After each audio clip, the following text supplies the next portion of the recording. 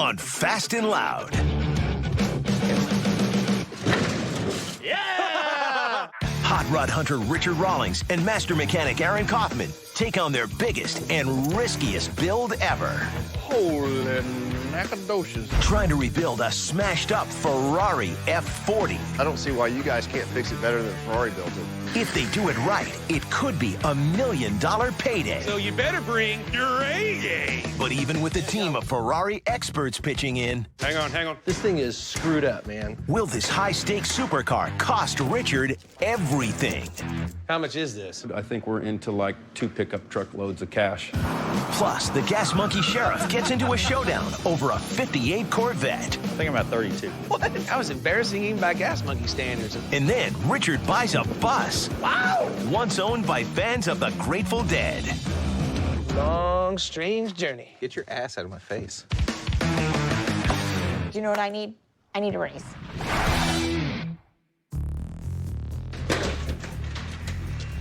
So if you remember a couple of weeks ago, some buddies of ours dropped a wrecked Ferrari F40 just right in our laps. The service guy got a little overzealous, let's say, and introduced the car to the side of a building. So the owner of the car didn't wreck it?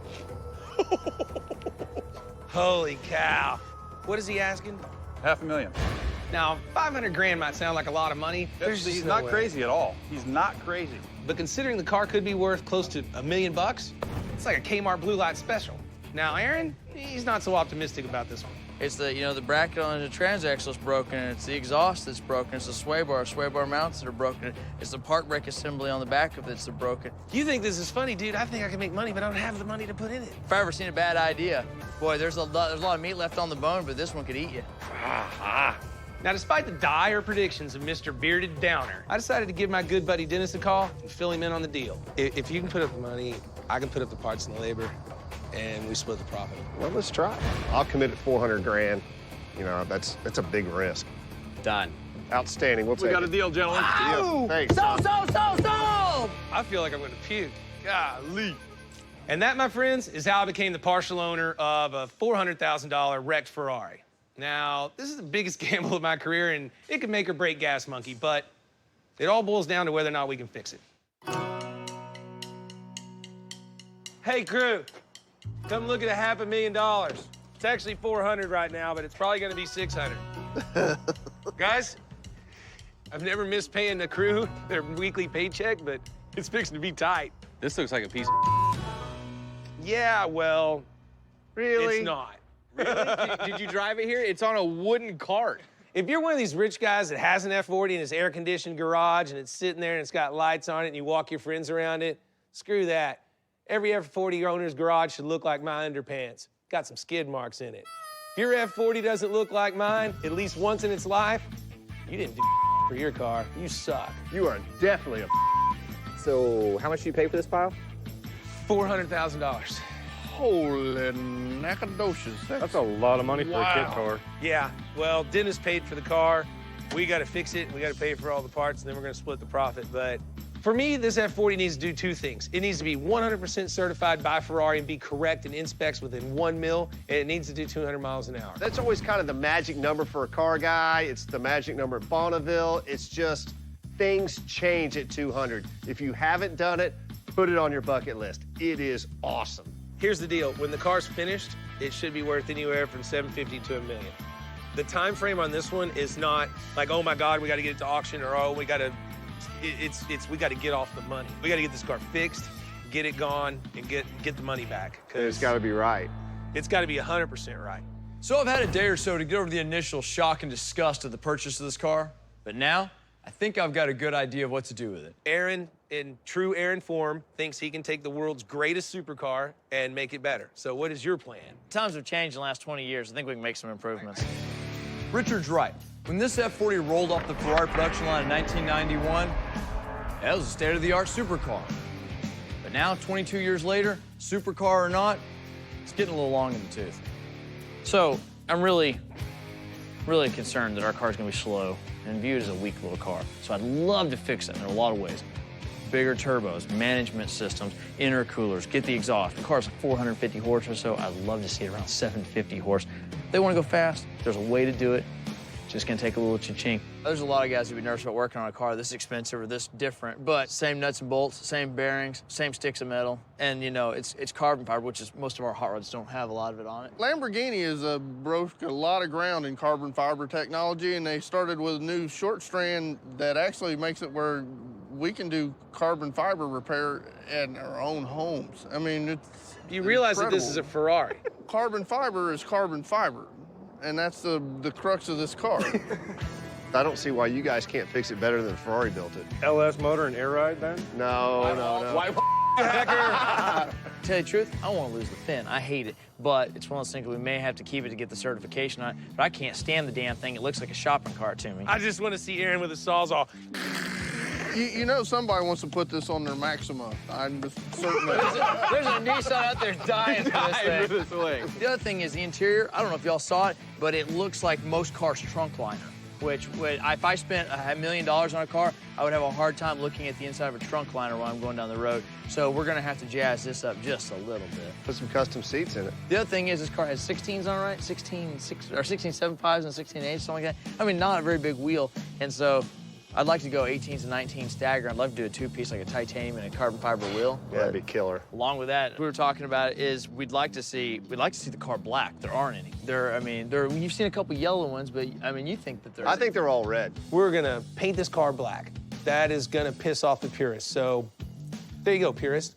We'd like to do all black and then maybe keep the cockpit red on the upper section on it, or do the whole car in black and do the tail in red. And we're gonna go out and we're gonna rawhide the living out of this car. Yeah. So you better bring your A game.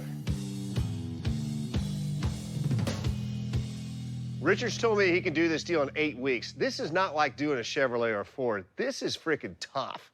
I hope he doesn't stroke out, but he's gonna stress out. Here's why I'm nervous. I got all my money wrapped up in this car. The car's probably, when we're finished, worth $800-900 grand. That's more than this building I just moved into, okay? So I'm freaking the hell out. Aaron's gonna get the car finished. I'm tired of talking to you people. He's tired of talking to you people. Let's go get the car done. Oh, dude, you don't know how to do that.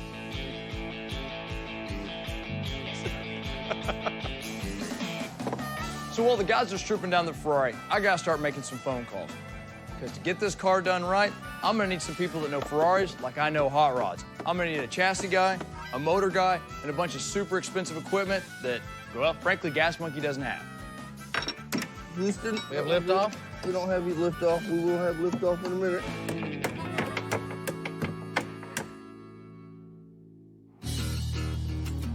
So, while Aaron's putting out some calls to some local Ferrari guys that we know and trust, Casey and I are gonna make a quick trip to check out another weird vehicle up in Indiana. And guess who told me about it? Yep, the same guys who offloaded the F40 on me. They said it's an old school bus that was previously owned by some fans of the Grateful Dead. And basically, it was driven all over the country to Dead concerts all through the 70s and 80s. Now, I know what you're thinking. Why would you go up there for a bus? I mean, that's not what Gas Monkey does. But this is a piece of Americana history. I mean, this toured around with the Dead. It's just freaking cool. So if I can get it cheap enough and it's sitting around, I think somebody will come along and want to buy it. Some of those have to freaking. They'll just have to have it. You know, that's where I'm at. I'll buy your grandma's old underwear if I can make some money off of it. Really? Yeah, that's gross. Not if I make money. It's cool. I don't know about that. Grateful Dead bus. Wow. I'm gonna knock this dude flat in the knees on the pricing. John Cruz. Welcome to Indiana. I know. Michael DeSimone.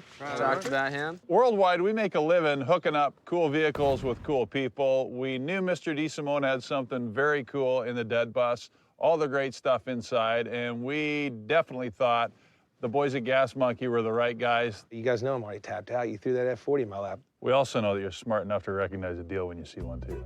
Oh, here comes the salesman. Holy cow. Hooking you in. You're here, aren't you? I am here. So we get here and we see John and Rod. We've known them for a while. They're good friends at Gas Monkey. And we meet Michael DeSimone, who's the owner of the bus. And all I can wait for is, let's get that thing out of the barn because the damn thing looks like it's fixing to fall down and crack the bus. All right, let's see it. Wow! Coming up on Fast and Loud, the Dead go to Richard's head. Long, strange journey. Get your ass out of my face. And the Ferrari hits him where it hurts. There's a lot of work to be done. Yep. So I'm up here in Indiana with KC, and the guys who sold me the Ferrari wanted me to check out another vehicle that they have for sale. It's an old school bus that was owned by some die-hard deadheads. We've had this bus here now a little while. We decided, call Richard, let's make a deal. All right, let's see it. Wow! Hell yeah. Oh, we look good in that. That's pretty badass. Heck yeah, it is. The outside's kind of interesting, but you really got to go inside to get the full effect. Am I supposed to go in there or you gonna pull it out? We'll pull it out for you. Yeah, let's pull it out. That sounds really strange.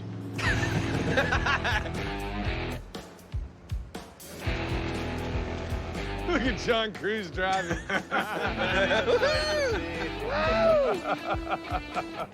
Holy cow. All right, that's good. So the bus comes out, and it's pretty rusty, but it looks kind of cool on the outside. But when we walk inside, dude. No way. Wow. I can just imagine what it would have been like to drive this bus all over the country following the Grateful Dead on tour.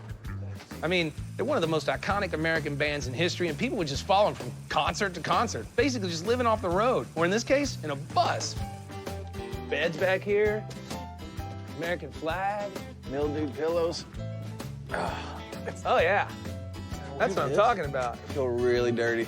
If you were loaded, you wouldn't feel dirty. You'd think this is the greatest place on earth. I don't know about that. This thing is definitely real. It's lived the life. There's been some partying going on that bus. You can still smell it, and it's got some really good collectible stuff on it. But to me, I just want to get to a number. What's it gonna cost to get this thing back? Have to be at least $2,500 just to tow it back to Dallas. Golly. All right, let's go see what they'll say, man. It's a long, strange journey. Get your ass out of my face. That thing is rad. You like it? Yeah, That's pretty cool. That said, what is it worth? Would you pay 20 for it? No. Okay. I mean, I feel bad saying that, but it's just a beat-up old rusty bus. The contents, as cool as they are, they're deteriorated. I don't think they're gonna sell for much money. The whole thing as a whole, though, is cool. The way I look at it is it's gonna cost me $2 grand to get it back. I think it's worth about $2 grand, so I'm literally at zero. Wow, outstanding. Well, look, I don't think I can draw up a contract for zero. So, I mean, Michael, you don't need the money, but what do you think? Would you pay $5,000 for it? I don't know if I would. Really? Yeah. You've blown more money on stupid Come on. and you won't buy something that's actually cool. All right, Casey, thanks for telling everybody about my stupid moves and all my bad decisions. Just remember, you were here for this one. You got a deal, sir. $5 grand. Very much. Thank you. It's just super cool. It's Gas Monkey style. I'm very happy that the bus will find a new home, and folks who visit Gas Monkey will be able to get a laugh out of it and enjoy it. It's a true time capsule. I think it's just kitschy cool. I think if it sits around Gas Monkey long enough, somebody will stumble through. I appreciate it, guys. They'll just have to have it, and I'll just probably lose a few $1,000s. You've done that plenty of times. Yeah.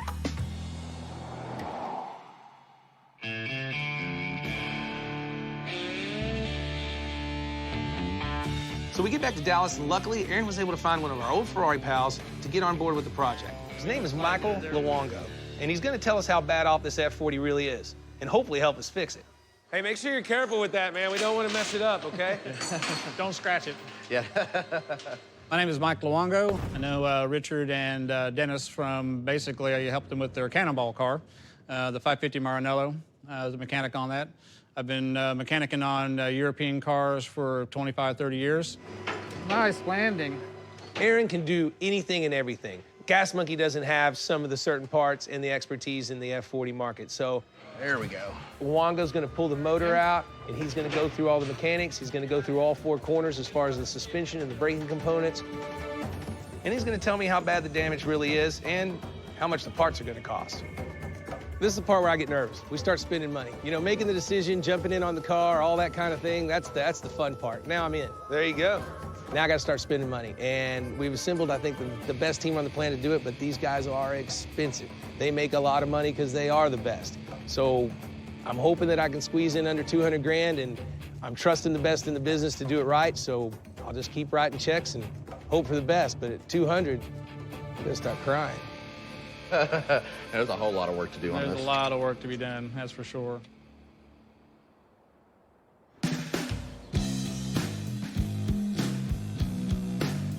been a couple of days now, and I haven't heard anything on the Ferrari, and that's making me a little nervous. There's nothing going on in the garage. The dead bus isn't here yet, and there's nothing even for Casey to paint or bang on. And I don't know where Aaron's at. I need some money coming in. I got this 58 Vet laying around the shop for a while now. I found it when Aaron and I went up to Oregon, AKA the coldest damn place on Earth. Dude, hey, I had the craziest dream that we were surrounded by snow, and it was cold, and we were going to look at Corvettes. This guy was offering like a 2-for-1 sale. 58 and a 69 Vet for 35 grand. That's the deal. Cool, man. The 69, long gone, sold it, made some money. The 58, I was kind of hoping to do a restoration on, but with the Ferrari potentially eating up all of my cash flow, I'm just gonna have to punt it. So I'm gonna give Tom a chance to check it all out, make sure it's running and driving, stick it on the old interweb, and put some money in the bank. The sun is shining outside, and what am I doing inside? I'm in the process of doing a tune-up on my wonderful, wonderful 58 Corvette. One of my personal favorite designs of Corvettes of all time. To drive one of these, and it is total Americana. I mean, the whole world envies us because we can create stuff like this. The points were pretty burnt. What points do is basically when the thing opens, it opens a circuit, the field in the coil collapses and it creates an electrical surge, which causes a spark, goes the spark plug. Well, these were just too far gone, so I have to replace them. Here's the old ones, the old bad, unhappy ones, and you put them away from your vehicle so you don't try to put them back in, and you grab the new ones, and they put in fairly easily. A lot of people wonder if I did go to Harvard, but no, but I did do a little bit of exchange work whenever, back whenever I was interning in Prague, the exchange program, one of my teachers who was, he went to Harvard or something like that. When you're in Prague, you drink so much vodka, you really don't remember what happened, but just those mountains and Inga, there was a lot of good times, and I'm sorry I'm misting up a little bit, but Tom? I miss that. Tom, just tell me how long it's gonna take, what you have to do. Total blank. Anyway, I always start everything with anyway. This is a wonderful, wonderful 58 Corvette. I mean, there's not a bad line on this whole complete car. Richard brought it back from Oregon from whoever had it who didn't treat it the way this goddess of automobile driving should have been treated.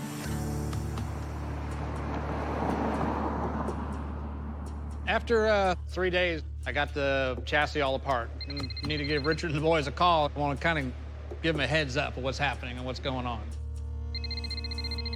Yeah, what's up? Yeah, dude, what's happening? I don't know, man, but I hope you're calling me with good news and not bad news. We got her, you know, kind of taken apart a bit, and, You know, it's looking a little more gritty than I expected. Coming up. Gonna need a lot of parts. When his Ferrari's gutted, will Richard have the stomach for it? And a dead-end search for a ticket to ride. Yes, sir, I did say a bus.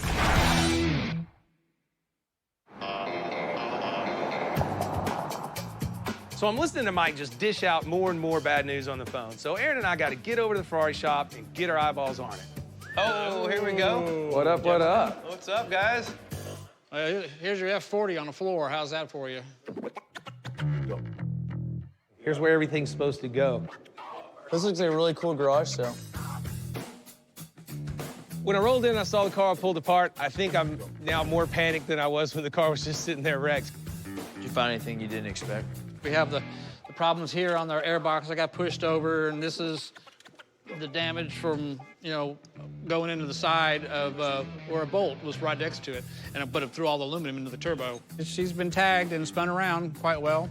After looking it over, she has some possibilities of having some further problems from what's obvious, especially with the rear end axles and transmission. We had some problems, you know, we saw the front got hit in that corner. Yep. Well, it pushed everything around on the firewall so much, it busted our evaporator case. I think I'm gonna need a lot of parts. It's a rare car. I'm worried about the parts, time-wise. That's always very time-consuming for Italian cars is to get the parts in on time. Well, I'll let you handle that. What about the frame? Where's it at? That's not my job. You know what a spaghetti noodle looks like? Yeah. Right? Laying on your plate, that's about what we got over there on that left rear rail. My name's Stuart Singer, owner, founder of Stuart's Paint and Body in Dallas, Texas. Been working on Ferraris for almost 20 years now. Stuart, this is your part. Come tell me what I'm looking at over here. His shop is certified by Ferrari to fix these cars when they get wrecked. And trust me, they get wrecked. Stuart's the one that fixes them. It's ugly. So I'm in on this project. I showed up, looked at the car, walked in, and my eyes got big. I said, this car's pretty messed up. This left rail is really ugly. Got it shifted, and The left rail is obvious, but the right rail looks like it's actually been crushed, folded up on itself. I didn't expect to see that extensive damage and that far into the cabin. And then right above that, gets to looking into the structure. We actually see that the A-frames that support the strut towers are deformed. This is way bigger than I even really understand, but, you know, I'm trying to keep myself calm, level-headed, and hope that the parts that are broken are the cheaper ones, because there's some really, really expensive ones out there. How long are you gonna need? I looked at the car and thought we would easily have this project for 5 to 6 months. Rich looked over and said, we're gonna do this in 8 weeks. And I was like, wow, you know, fix a supercar in 8 weeks, chassis-wise, is gonna be challenging. I thought it would take parts-wise, sourcing, and you know, maybe build time. It's going to take a pretty good project, and I was thinking a year. Awesome. He basically said, you're insane, and you guys shouldn't be trying this. Well, that's what we do at Gas Monkey. She's moving. Nobody else will.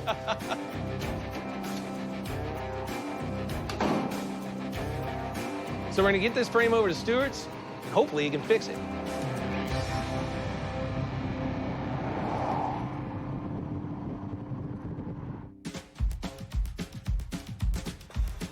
So Richard bought a 65 Gillig bus in Auburn, Indiana. It is 40 feet long, which is the size of a school bus. As usual, didn't really think it through, has no idea how we're gonna get it here, and he wants it here ASAP. So I'm gonna make some phone calls, try to find a company to transport it, and see what happens. Line transport. Hi, my name's Christy, and I'm with Gas Monkey Garage, and I'm trying to see if you guys transport large vehicles. How big is it? It's about the size of a regular school bus. Did you say a bus? Yes, sir, I did say a bus.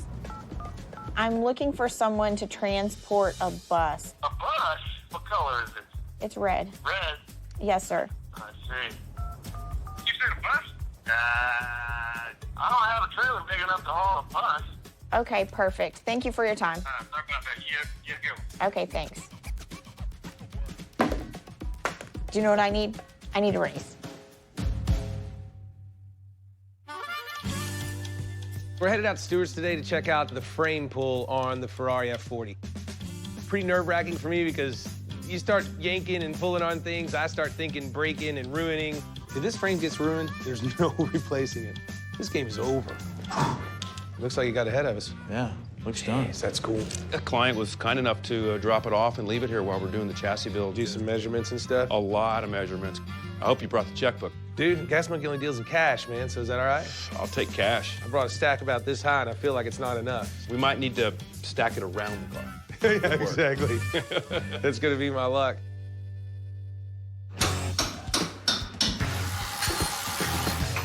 So basically, Stuart and his crew have worked all last week to carefully fit the Ferrari to a specialized jig. What it does is it's going to stretch our bent frame back until it lines up with the original Ferrari suspension pickup points. Well, at least that's the idea, anyway. So let me show you where this beast is sitting in here. Looks more like the erector set I had when I was a kid. This thing is screwed up, man. This car, we were only able to start with 1 point. There's only one good point on this car. Really? I've been doing this 21 years. I've never started fixing a car with just 1 point. So this car would normally never fix because it's usually a total. Straightening this thing out, yeah, it takes a lot of brute force, but it needs even more finesse. And Ferrari says that it's got to be within 3 mils of spec. Stuart's shooting for 1, which is less than the thickness of a dime. This is the biggest challenge I've had in 30 years of business. So the only way to pull it off is a whole bunch of high-tech gear. There's well over $100,000 worth of equipment under this car. Attached to the jig is a cool device that measures the frame in 3-dimensional space. Its name, the Shark. Maybe bat or dolphin would have made more sense because it measures using sonar. But what you really need to know is those blue things attached to the frame, well, they're supposed to be sitting flat. And that gap underneath it, that's how far bent out of shape the frame is. I have every ounce of confidence in your abilities, but why am I still nervous? Because you're still standing in the room where we're about to pull. This is freaking me out. I'm freaking out right now. I just can't call Italy and say, hey, I need a new F40 frame. It just doesn't work like that. And if we can't get this back into spec, then the whole build is done. And so am I.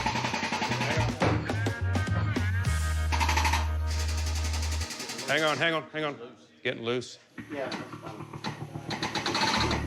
I'm in there watching these guys work on this car, and everything's getting pulled and bent. I'm worried about things breaking. Numbers are adding up in my mind about how many people there are in there, what they make per hour. I mean, all I see is dollar bills flying in the air the whole time. But just a couple of weeks ago, a car just like this with 150 miles on it went for $1,050,000. World record price. Spent a couple $100,000 repairing it, maybe $300,000, I don't know. We'll see when we're done. Don't say three. This is what you call rolling the dice, guys. You throw your money out there, you do your best, and it might come back to you tenfold, or I might have just lost my ass. Today we started the pool. Everything started to go back to shape, but it's really slow. It's tedious and expensive work. We're definitely not out of the woods yet. Some really bad things can happen at this point, and we just can't tell until we get there. And not to mention, this is the foundation of the car. If there's a hiccup along the way, it'll affect everything beyond it. I liked my speech a lot better. It was a little more optimistic. Thanks for bringing me down.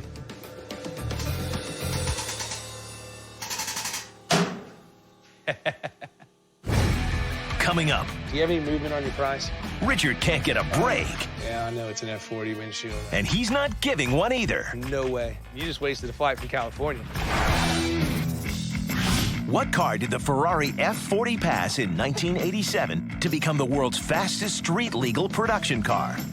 Was it A, Porsche, B, Lamborghini, C, Bugatti, or D, Aston Martin?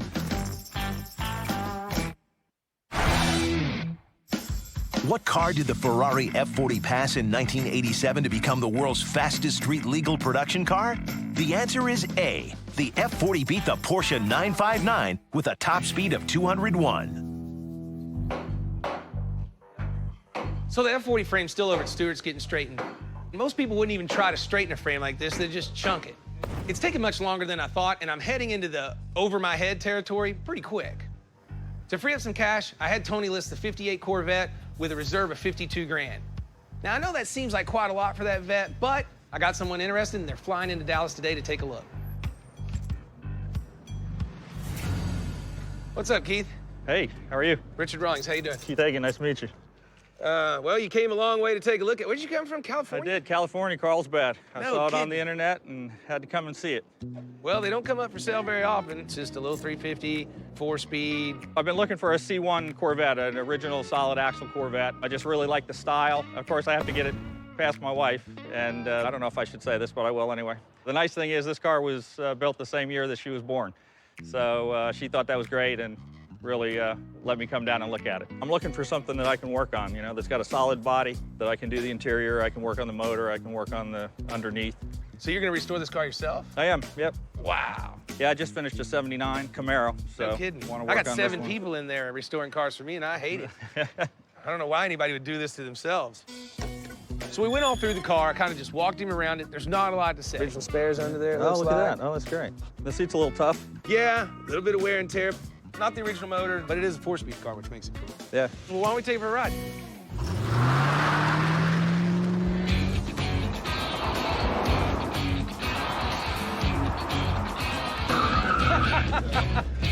What'd you think about that, man? That's nice. So after the test drive, he's happy. It's time to get down to the bargaining. Well, you came a long way. I've got a bunch of guys beating me up and trying to get me to sell it. And I told him, I said, man, the guy's coming from California. I'm not going to do that until he at least takes a look at it. So, you know, I told you I was at 52 grand. Bought this car in a package deal for 35 grand. I sold the 69 for 6 grand already. So that puts me net in this car at about 29,000 bucks. What I got to do now is make a lot of money. So I hit Keith at 52 grand. 52 is a little steep. The interior's a little tough. The paint's so-so. I think I'm at 32. What? Who do you think you are, Gas Monkey? He hit me with a number that was embarrassing even by Gas Monkey standards. I mean, that is low.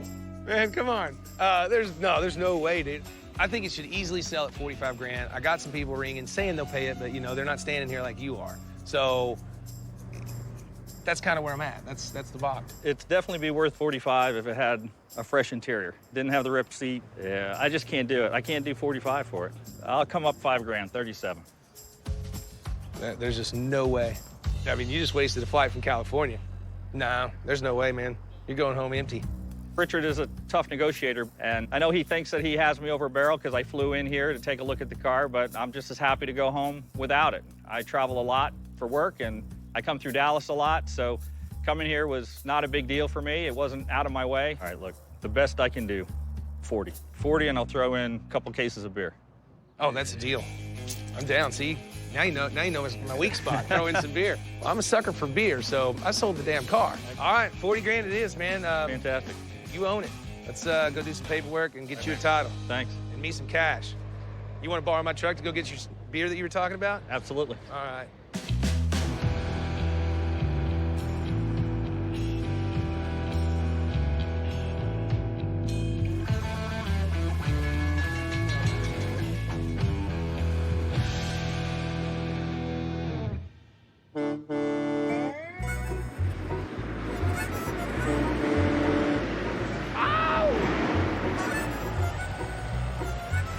Right on. So the dead bus is here in Dallas, and it was a lot trickier than I thought it was gonna be.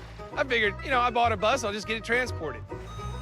I stuck Christy on trying to find a shipper. She was getting pretty frustrated because she'd never shipped a bus before. It took a long time to find the right transporter, and then we had to get the bus wrapped in plastic to protect it from the elements, and then it was $4,500 just to get it shipped here. So I'm in the bus a little deeper than I think I wanted to be, but it is cool.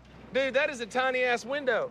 Of course, somebody's got to steer the bus as we unload it, no matter how much of a pain in the ass it is to get inside with the wrap still on it.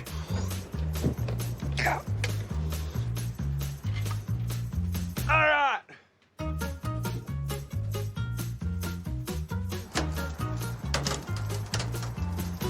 Richard, what the hell is this? This is a 1965 Gillig school bus from California.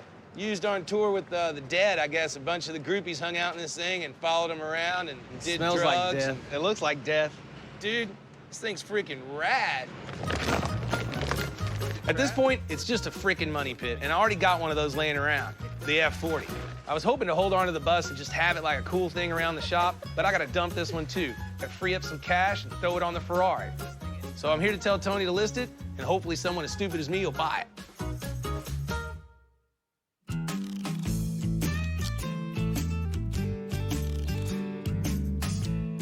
Yes, sir.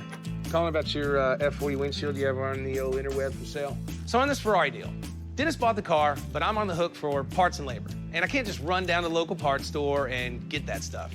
I have to call Italy, talk to some guy that I can't understand. Do you have any movement on your price? And you can't negotiate on the price because they're rare Ferrari parts. Yeah, I know it's an F40 windshield. I'm completely aware of that. And then I gotta ship them here. And that costs time and money. Take this box, for instance, that just arrived at Stewart's. Got you a big holiday gift right here. That one box cost me $85,000, and it's just the first box. Is this Fragile? Is this from France? I thought this was an Italian car. What's in this box was not cheap, and getting it here this fast was not cheap. And hopefully there's no broken parts inside this box. Let's get your guys to undo the box. Cue the montage.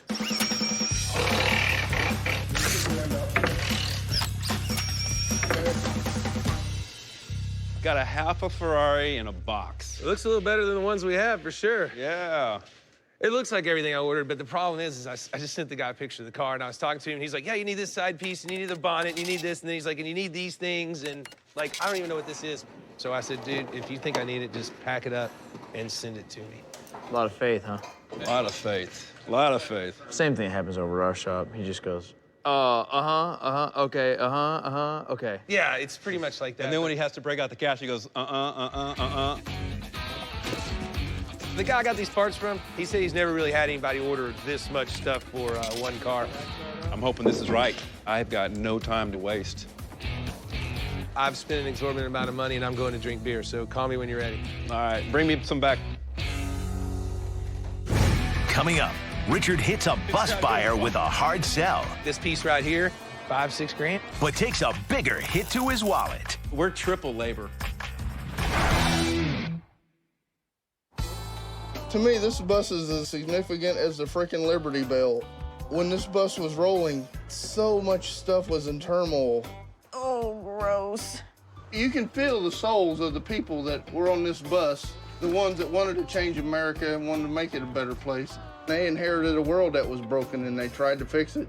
The problem is that it's kind of hard to fix anything when you're all jacked up. I'm getting out before I catch something.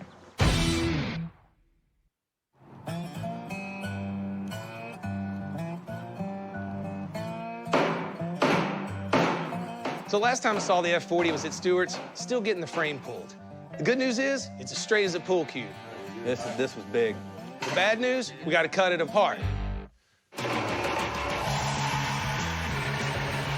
The metal that got bent, well, it's weak now, so we got to cut that out and replace it. And with what? Yeah, handmade Italian Ferrari tubular steel.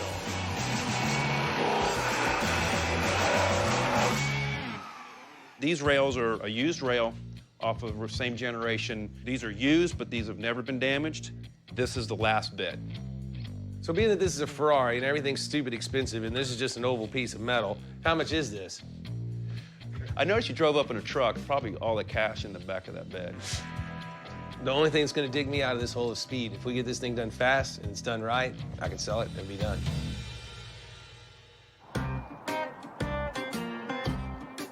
A lot of weird stuff has floated through Gas Monkey Garage over the years, and this is probably one of the strangest things. What's going on, Mike? What's up, brother? Mike's a car collector I know here in Dallas, and he collects a lot of sports memorabilia and weird stuff, and I'm like, what better than a Grateful Dead bus? Just happen to have one, sir. Usually I'd take you inside and show you my toy, but it's down here in the bar. I don't know, it won't fit in the garage.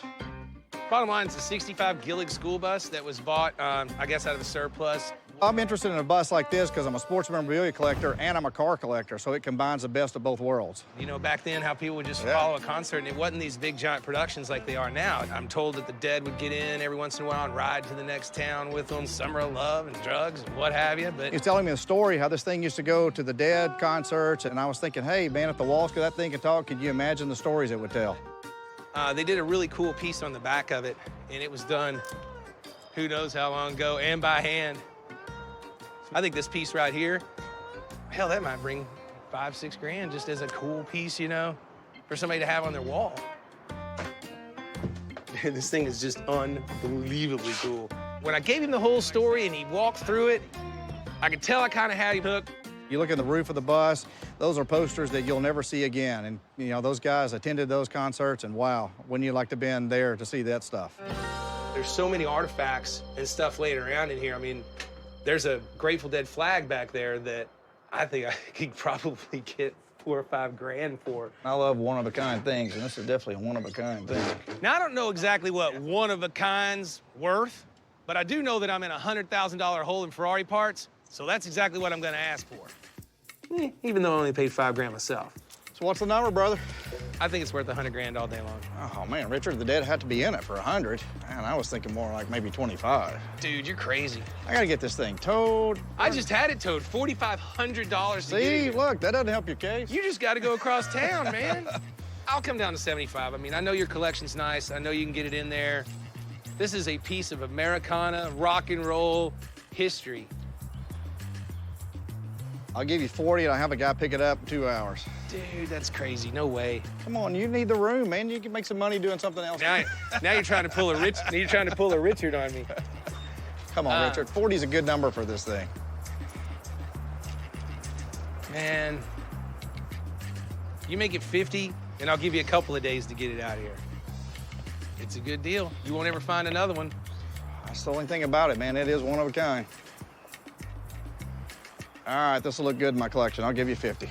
Cool. Thank you, sir. sir. I appreciate it, man. All right. That's Without awesome. a doubt, this bus is the weirdest thing in my collection. I got a lot of vets, I got a lot of trucks, but this will be the first bus. Now I got to figure out how I'm going to get it out of here. Dude, that's your problem. Let's go do some paperwork and get me paid. All right, man. Thank you.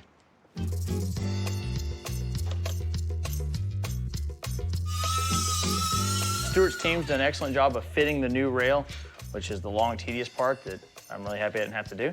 And so they gave me the opportunity to glue it back together.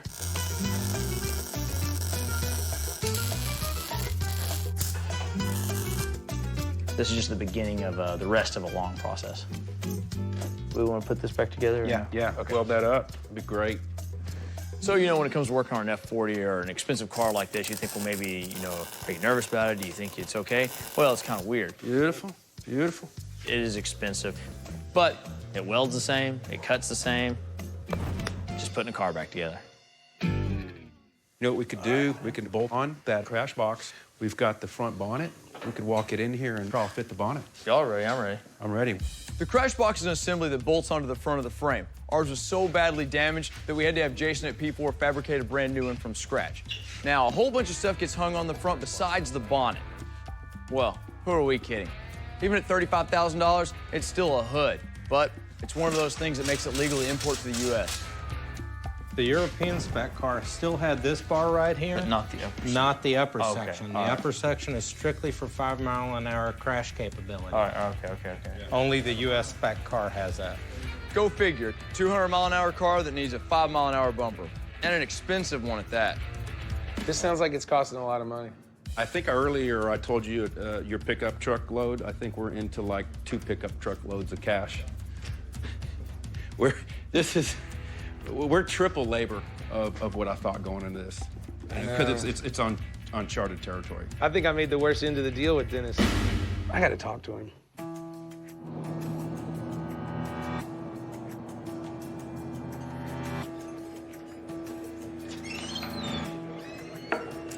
What up, R? Just chilling. Are you depressed? Hell no, I'm freaking out though. About what? The Ferrari deal. I am like 2 or 3 times over what I thought it was going to be, and I don't see the end in sight yet. I mean, this thing is ballistic. How much have you spent on it already? I'm probably 200-ish. See, it's not an easy car to do. I mean, it's a complicated deal. I knew that going into it. Well, my problem is I'm running out of money. I don't want to lose the deal, but I don't have $300,000 to stick in that thing. You can't stop now. I don't want to stop. I just don't know if I have the ability to keep going. You want me to buy you out of it? If you want out of the car, we can talk about that. But I think you'd be making a huge mistake. I don't know, man. I'm gonna have to think about it.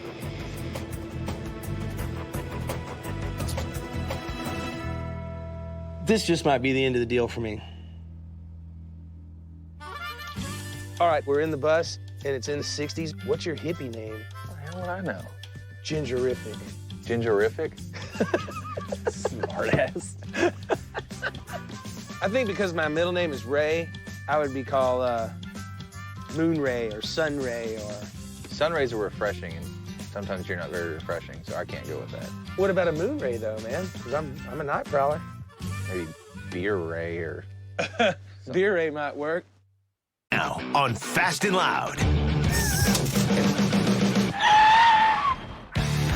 Hot rod hunter Richard Rawlings and master mechanic Aaron Kaufman put Gas Monkey on the line with a daring roll of the dice. How much do you pay for this pile? $400,000. Wow. Betting they could take a wrecked Ferrari F40 and turn it back into $1 million supercar. I need a lot of parts. But skyrocketing costs made Richard's biggest gamble ever look like a sucker bet. It sounds like it's costing a lot of money. Now the Ferrari-sized hole in his pocket drives the big monkey to a pair of big flips. I want the car. I want the car now. A classic red racing Porsche holds a hidden secret. This VIN number here is not 67. And firing up an antique Look behind you. earns one lucky monkey a trip to auto auction heaven. But will Richard's bid for the ultimate Ferrari jackpot pay off? Anybody else? Or force him to fold? Oh, I broke it.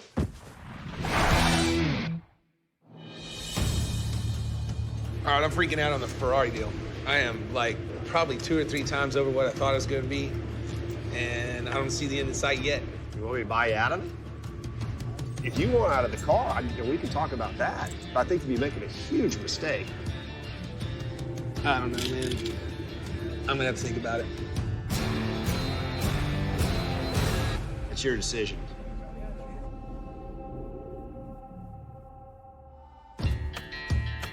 So I'm about 4 weeks into this Ferrari build, and I've got 4 more to go. We're bringing a high-tech supercar back to life, and that's not something we do every day at Gas Monkey. It takes Ferrari know-how. A special car takes some special equipment. Stuart Singer's been doing a phenomenal job straightening the frame, and Mike Luongo, a top Ferrari expert in the business, is working on the mechanics. But those guys don't come cheap. Half a Ferrari in a box. Ferrari parts are coming in from all over the world, and it's just killing me. It's costing me a mint. I'm tapped. And Dennis, being a good friend, offers to buy me out. Dennis paid 400 grand for the car. I'm in it well over 250 more grand, and I'm a little freaked out. If I get out now, I miss out on all the profit. Just thinking about it, I gotta go. I mean, I can't get out now. It'd be the stupidest move I ever made. I mean, besides getting in. But there could be $300,000–400,000 at the end of this gig, and I just gotta stay in. And besides that, you know, Gas Monkey doesn't run from risk. So I guess just thinking it through right there, I made my decision. I'm staying in. So there you go. Gambling Gas Monkey style. I just hope we get this Ferrari built, sold, and gone before I can't pay the rent. If nothing else major goes wrong, we might just pull this thing off and make this car better than it was before. Yo. Hey, Rich, Stuart Singer here. What's up, man? Dude, Got some bad news. We got the windshield in. and I broke it. It's done. Jeez. I'm sick. I don't have time for that. I mean, no way. You know how long it took to find that one? Yeah, that one was $6,800. $6,800? 6.8. 6.8. Wow. All right. All right, I just pulled up. Let me go get on the computer and try to find. That's what I'm more scared about. What if I can't find one? Let me get on the computer, and I will call you as soon as I know. Okay, man. All right, later. Great. Good job, Stuart. $7K. Wow. Remember how I said I was $250,000 into this build? Well, make that $257,000. I'm bleeding from the jugular. The only way to stem that flow and get some cash coming in quickly is to do what I do best. Flip some cars. I don't have a lot of time to waste, though. I need them to be local and preferably with a buyer already lined up. And I have a buddy who's been looking for a Porsche for a while now, and I think I might have found one for him down in Austin. We hit the nail on the head with this one. Just popped up on the interweb yesterday. The thing is, though, it may already be sold. So Aaron and I are gonna have to whoop it down there and see if we can't snag it before it's gone. He's like, well, you know, I got this other guy in New York, so I just said, tell everybody else to screw off. We're coming down to get it. I'll max out my credit card for the upfront cash. If I bring in 10 grand, maybe that'll pay for the F40 windshield and maybe a headlamp. Freaking Ferrari. I hope this is cool. Does it look cool? It's got a lightning bolt on it. You know what? I'm in. Heh, sorry, New York. You're a long way from Texas. Unless that car's already gone when I get there, I ain't leaving without it.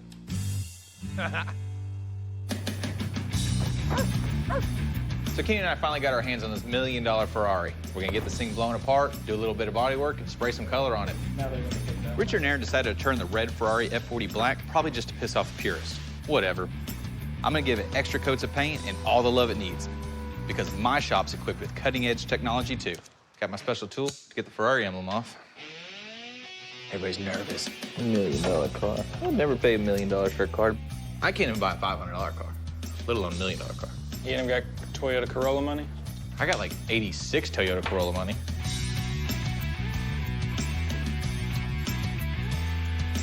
What do you think, Keen? Make a necklace?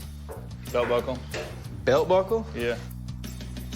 My job is to paint it. Yeah, it's $1 million car and the body's carbon fiber, but it's already been painted before. All I'm gonna do, fix some cracks, paint it black, give it back to him.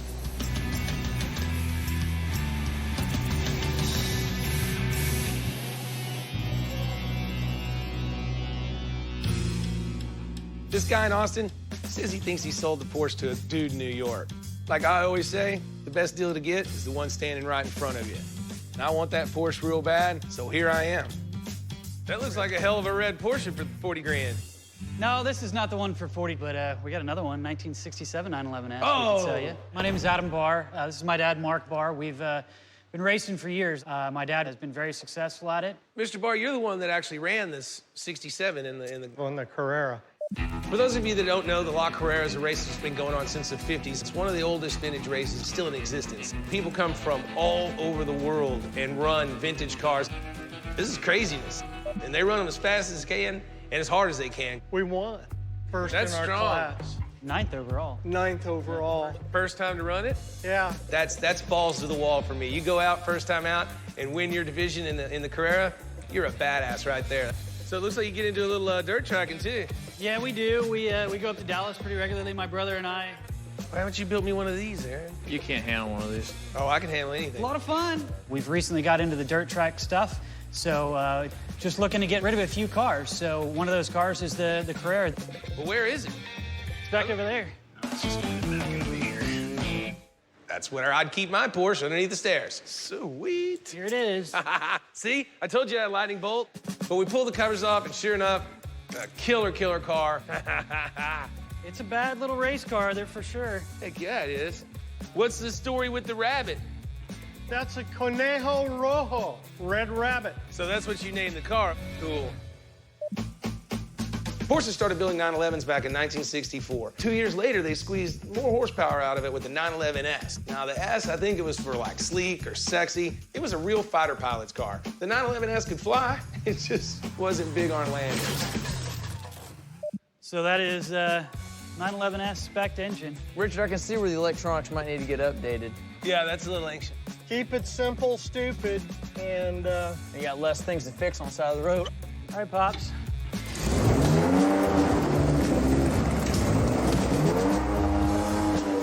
What do you think about that, Aaron? Exciting. Sometimes race car means crap. So I was stoked to find a really cool fast car here and a well-built car. It's already a proven car. I kicked all of those guys' ass. That's awesome. This is a win-win-win. The only way we're gonna improve on this is get back to Dallas and get back to work. Wicked cool. Really, really cool car. It is a wonderful car. I love it. I want the car. I want the car now. Richard, I already got this car sold to a guy in New York. Well, I told you that I'd pay your price, 40 grand. He's telling me he'll pay 40. So now I gotta go up? I mean, is How that bad gonna do you help? want it? I thought I was getting it for 40. I don't know. FedEx me a check tomorrow.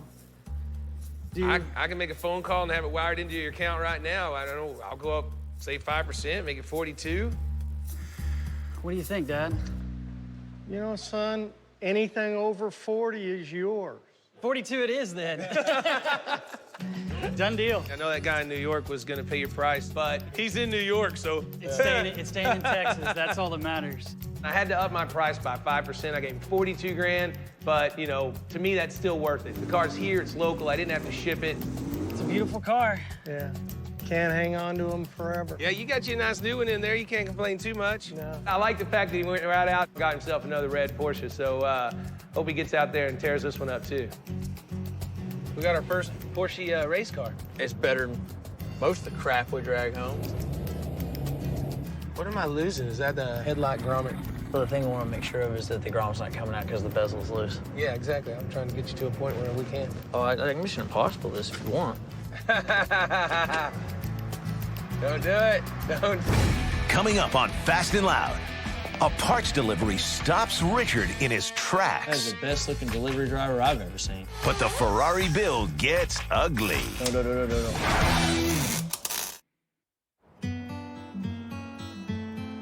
Calling with Gas Monkey Garage up here in Dallas. What I'm gonna do is I'm gonna stick a guy in a truck with some cash right now. He's on his way, and we'll take it. He'll be there. It's 3.5 hours to Houston, so that's when he'll be there. All right, thank you, man. Well, great. As with usual, it's up to me to save the day, so had to find another windshield, $6,800. Stuart broke the one, and now I gotta stick somebody in the truck and go get it. It's not a good day at Gas Monkey. I should have never done this damn Ferrari.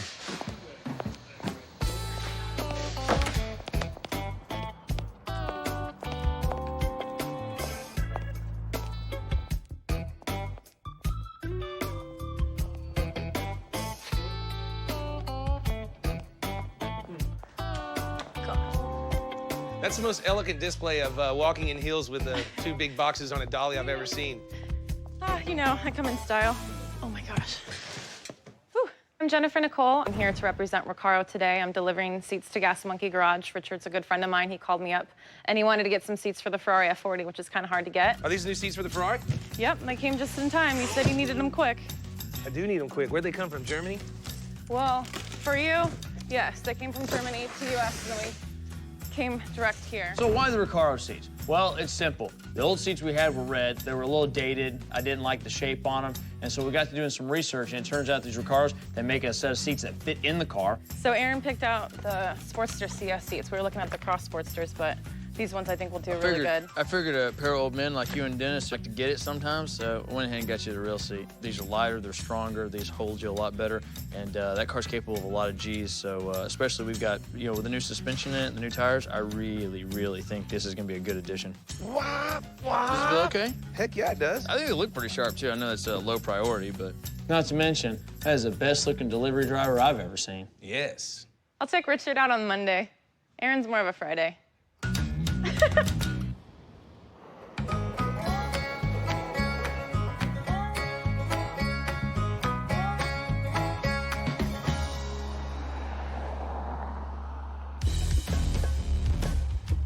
For all practical purposes, Richard has flipped out about this build. Now that we have the frame back at our expert shop with Michael Luongo, I delicately suggested to Richard that he continue to flip cars while we proceed with this $1 million car build. I thought you guys were working today. Because if he keeps rubbing his head like that, he's gonna run out of hair. Hi, Strung. How much is this costing me for y'all to stand here and drink espresso? About $200 an hour. Golly. So today, Mike and I have got a couple things planned, one of which is we're gonna try and get the pedal swinger assembly in. I'm gonna set that in there and I'll try to find the bolts. Which is a big aluminum box that hangs the clutch and the brake assembly as well as their master cylinders. I don't like that at all. We know we're gonna have a couple issues because there's a couple holes out of a line, but I think we can get it fixed. I'll take random holes in Ferrari bodies for $500, Alex. Don't worry about it. A car that's hit this hard, fixed this fast, we're bound to have a couple issues, and this is just an example of that unfolding.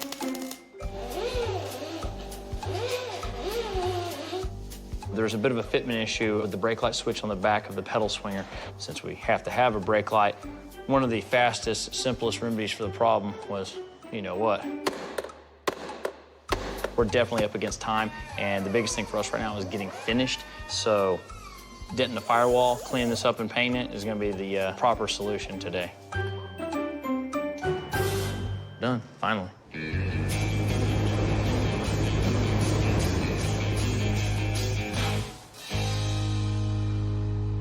I got the Porsche bought, which is good. And Lady Luck, she just might be smiling down at me because I found another car on the old interwebs that I think I can flip for a real good amount of money. This here is a 1917 REO, kind of like the Beverly Hillbillies drove to their cement pond. Now, Ellie Mae, that was one hot chick. But this open-air gym is old enough to be your granny's granny. It was built in one of the last few years that they still used wooden spoke wheels. And there's an auction coming up in Houston soon. I think if I bring it there, people's eyes are gonna go wide, and I could make a bundle. So I got it bought, and I got it down here to Gas Monkey Garage, and it's an unbelievable steal for $6,500. So are you a REO expert yet? Yes. Watch this. I mean, this is how it came off the truck. Yeah, it's a fan. I know, but it moves fluidly, effortlessly, beautifully. It's still turning. I mean, it's so perfectly balanced and moving. So I'm gonna stick Tom on it, tell him to do his thing, get this thing running and driving. If we can drive this car, I think it'll be worth a whole lot more money. And I definitely need that for the frickin' Ferrari. Make it go forward, make it go backwards, shut it down, and I'll have it picked up, sent down to auction. All right, cool, make it happen.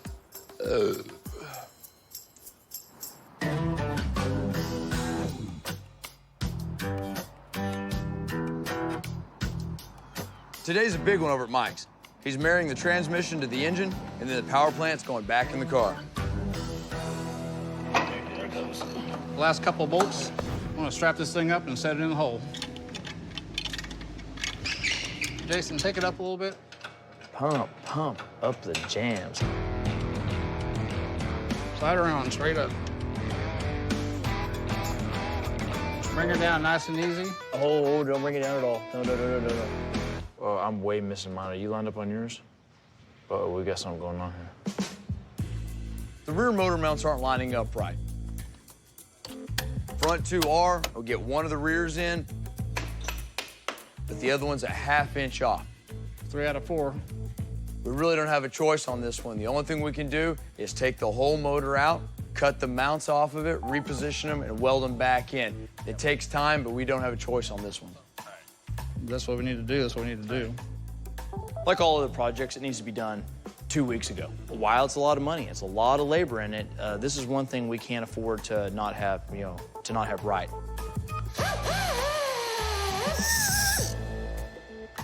We have to go and know that we've made the right decision. And the devil's in the details. The details where you get hung up. And we're down to the details.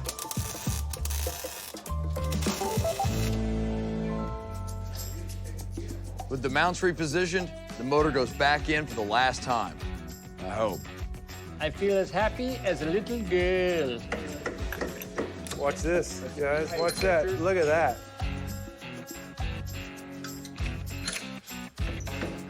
Perfect, perfect. We're at a good spot, but we're definitely not done. We're not out of the woods. We've got a lot of work and a lot of room to have problems.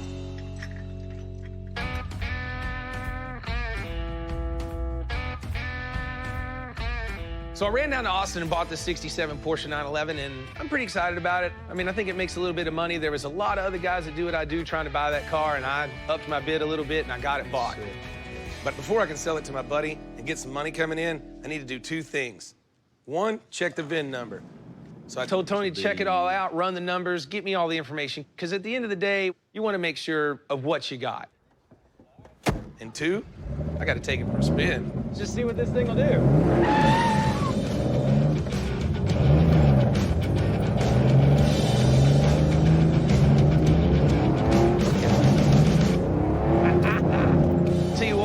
There's a reason it won the La Carrera Pan America. This car is fast, it's fun to drive, it handles like it's on rails.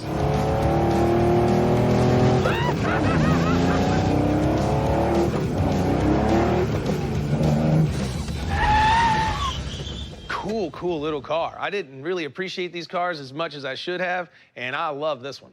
But I'm not keeping this one. I need the cash for the Ferrari. 37 and up. As soon as Tony gives me the all clear, we're selling it. Richard.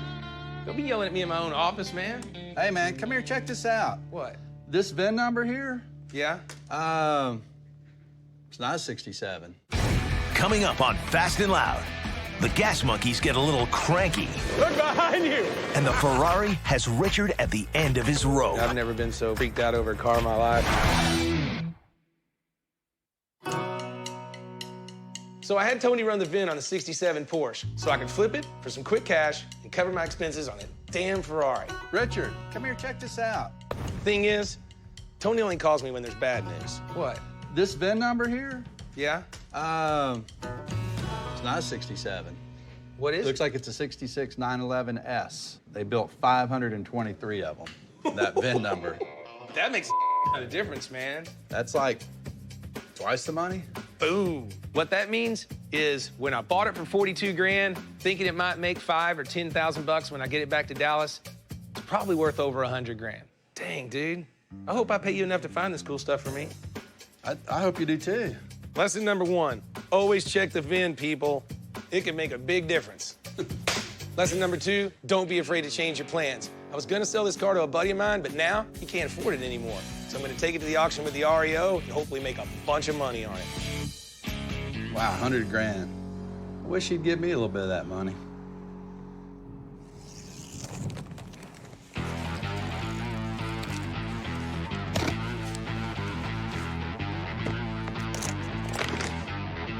Cool. Getting ready to plug the exhaust in. PBS sent us our muffler and our sport pipes. I've got my turbochargers back from the rebuilder, enhanced like we had anticipated with all this technical turbo stuff. Turbos are in. They actually are all clocked right and fitted nicely. The modification of our turbocharger is one of the big changes we're making to our Ferrari's engine. You know, basically, it just crams a ton of air into the motor. And with this modification, we'll go from 450 to 550 horsepower. Add that to the Penske coilovers, and this thing's gonna rip it. What it used to look like was this thing. It weighs a ton. By removing 4 of these, we're gonna lighten the car. It'll be faster. They're gonna give us more control, more stability, and it'll look cool. So out with the old, into the new. Also in the front end, we dumped that radiator from last century and went with an all-new custom-built Ron Davis radiator. Now that we make more horsepower, we needed a more efficient way to cool it. And that kind of stuff makes me happy and puts a curl in my beard. But not to overlook the obvious, Casey's bringing the parts back from the body shop. He did the full-on Visine treatment, got the red out. Woo! And that'll make Richard happy. Starting to look like a car. Oh, the big monkey. What do you think the Ferrari world's gonna think about it that we went black and black? Man, I am sweating it, dude. I've never been so freaking freaked out over a car in my life. Let go. Okay, okay.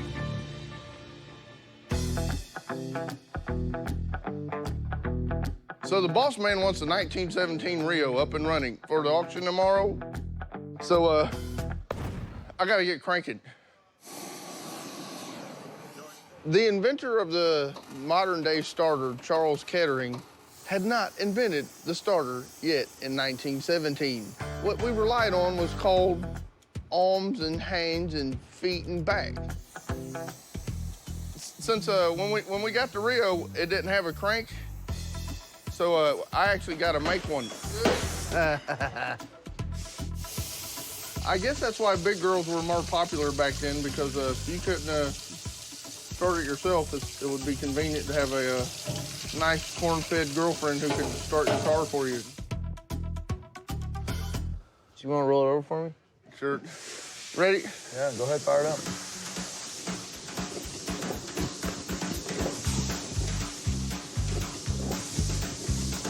Not a single one. We fired all of them a couple times, or we should have.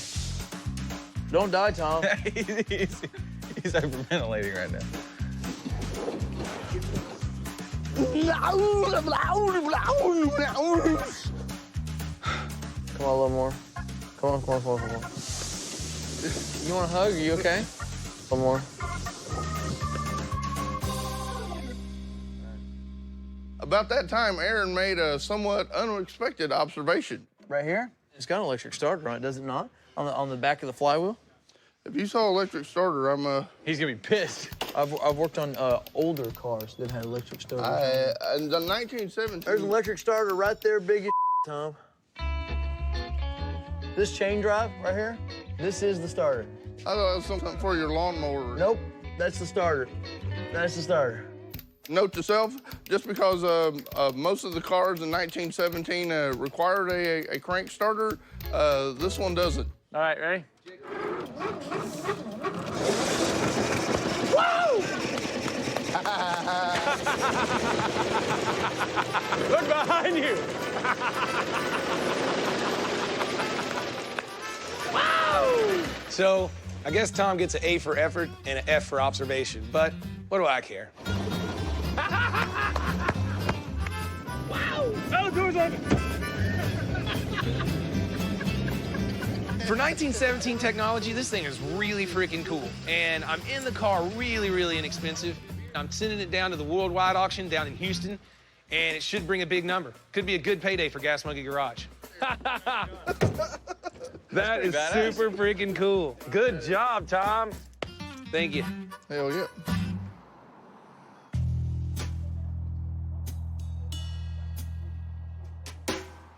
Well, today's the day.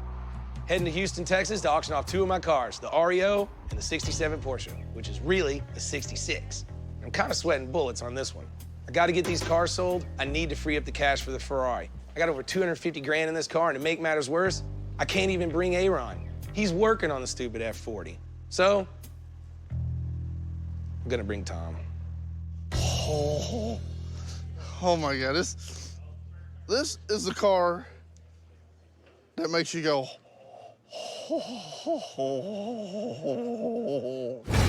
Coming up on Fast and Loud, Richard dreams of being the auction king. If somebody can get it running. But will the court jester bring down his reign? I'm gonna be flipping burgers. Damn it. Between 1987 and 1991, how many Ferrari F40s were produced? A, 400. B, 1,311. C, 5,020. Or D, 10,000. In total, how many Ferrari F40s were produced? The answer is B. 1,311 F40s were produced, with only 213 made for the U.S. market. Oh, yeah, you are so photogenic. I'm at the worldwide auction. This thing is off the chain. I bring Tom because he's got to do all the work. He's going to get them running, get them driving, get them across the stage. So I get a lot more money for these cars if I show the people that they're running and driving.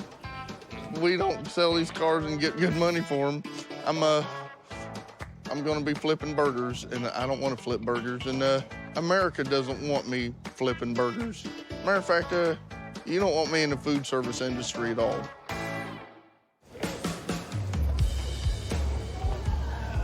You ready, man? Yeah. Can you get your fat ass in that seat, or is it going to be too small? It's going to be comical, but yes, my fat ass does fit in there. Yeah. Just make sure it runs good. Get her across the block, brother. Be careful. Look, he fits. I found out after I bought the 67 Porsche that it's actually a 66. Somebody just got the paperwork wrong a way long time ago. And that's a big, big deal. That makes it worth maybe double, triple what I thought it was worth. I put 42 grand in the car, so this car could make me $100,000. But I think the car's gonna settle down somewhere around 70, 75,000. Lot number 21 is the 1966 Porsche 911S Coupe. This car was prepared to run in La Carrera Panamericana, where it won its class and finished 9th overall. Here's a great one, gang. 80,000, shall we start it? 80, you can all bid. 80,000, set it in. Where do you want to be? 40,000, 50,000. 40 bid me 50. 50 in the back with Rick. 50 bid me 60,000. 50 bid me 60. 60,000. 50 bid me 60. The room's a little soft. I'm a little nervous. It's not making what I really thought or hoped that it would. It's a little scary. I mean, it's a 911S 66 model. I mean, that is unbelievable. Certainly worth the money. At 50,000, take 52. 52 is bid. 54. I don't want to sell the car this cheap, but I'm just buried in Ferrari parts, so I got to get this thing out the door and sell it. 53's in the front. 54. 54. 55,000. Fair warning. Anybody else? Sold. Yours, sir. 54,000. Nicely done. My Porsche should have done a lot better than that. Brother, that's all I could get. God almighty, that car should have brought another 20 grand easy.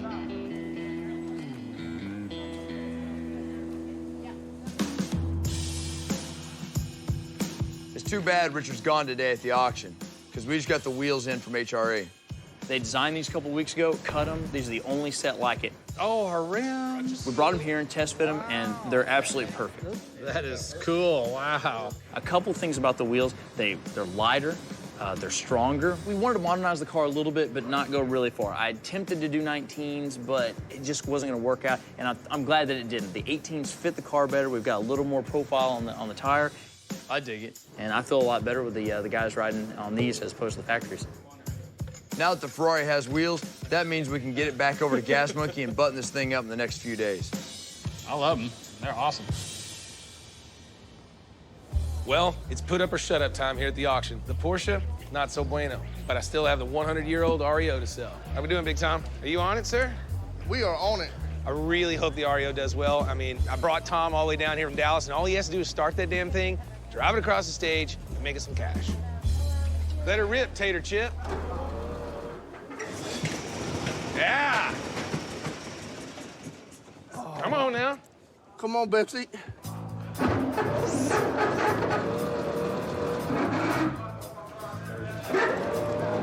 There's that. What's that? We're running a little tight on time, Tom. Huh? It's a couple cars away. Porsche only brought 54 grand. I still made a little money, but it's one of those ones that just, it sucked to let it go, but I need the money for the Ferrari. Same thing with the REO. It should bring good money if somebody can get it running. You heard it belch. I've heard you belch, and I know you can't run. I can run. Hell, I can kick my own forehead. A little less dissertation, a little more driving, sir. Duly noted.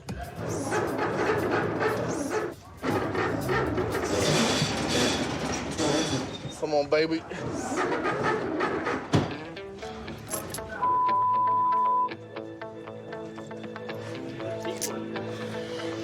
They're coming to tow you. Coming up next is lot 27, 1917 Rio Model M. The REO's next up on the block. This is not going well. You got one shot at it, Tom. Yep. No pressure. 30,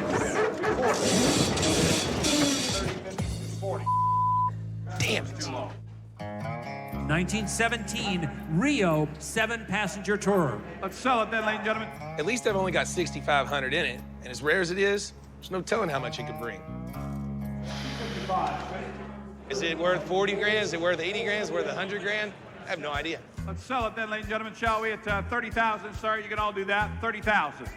10 I've got. 10,000, bid me 15,000. Wild 5, 15,000. 15,000. Wild 5, Damn. 15,000. 15,000. Everybody can bid. You're watching me go broke in a hurry. I mean, it's making money, but it ain't making enough. I can't buy a Ferrari headlight for that. 13,000. That's not even gonna pay the freaking hotel bill.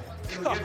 Everybody ought to bid, folks. You spent more on beer last night. 14,000, 15,000, 15 bids. Hey, this car runs 16,000. good when it's running, I'm telling you. It ran this 1,000 morning. miles from 16,000, 17,000, 18,000, 18, Sam, 19.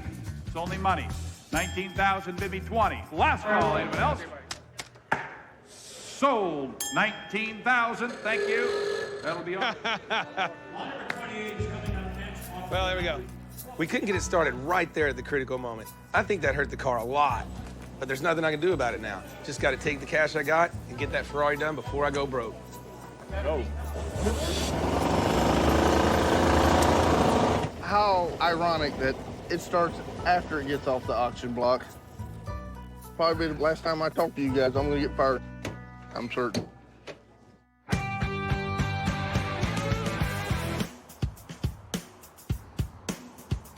Look at you getting here early. You never beat me to work. Yeah, well, I do on the days there's something cool to do. We're in the home stretch now. We just got to not fudge it up. Man, I'm sweating this one like I've never sweated before. I got so much money in this car. Finally got the Ferrari back here at GMG, and it's not exactly a whole car. We've got our work cut out for us. We've got to get this thing assembled, finish getting it wired. We've definitely got some work to do. I promised my Aunt Raimundo that I'd give her a ride in this thing. Yeah, I didn't fire Tom, but he's the first to go if we don't get this Ferrari on the road because I can't afford to pay him anymore. I got a few people sniffing around the F40, but I got to test drive this thing before I can even let anyone make me an offer. So these guys got exactly 24 hours to get this car done and me on the track. Or, bye, Tom. See ya. It's a snap-together car. Don't break anything, Tom. Coming up on Fast and Loud, the Ferrari nears the finish. Either you're in or you're out. But will Richard keep it together on the last lap? That don't look like 400 grand.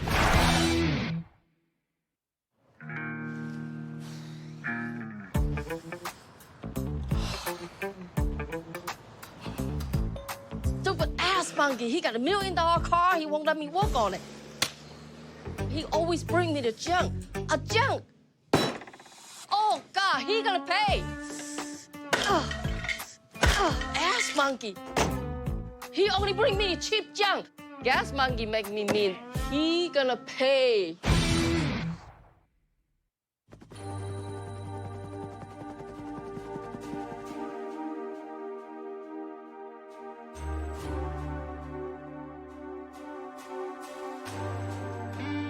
So I've given you 30, maybe 40 more horsepower. Giving you a fuel line, hold an extra gallon of gas. We've straightened your rails, tightened up your rear end. We even fondled your rack. I brought you down 1/8 of an inch, shaped you like a bullet, hopped up your turbos. I like to go fast. Hear me? You gotta be perfect. Really? Days of Thunder? Can we go to the track? Turn the lights on. I thought it made sense.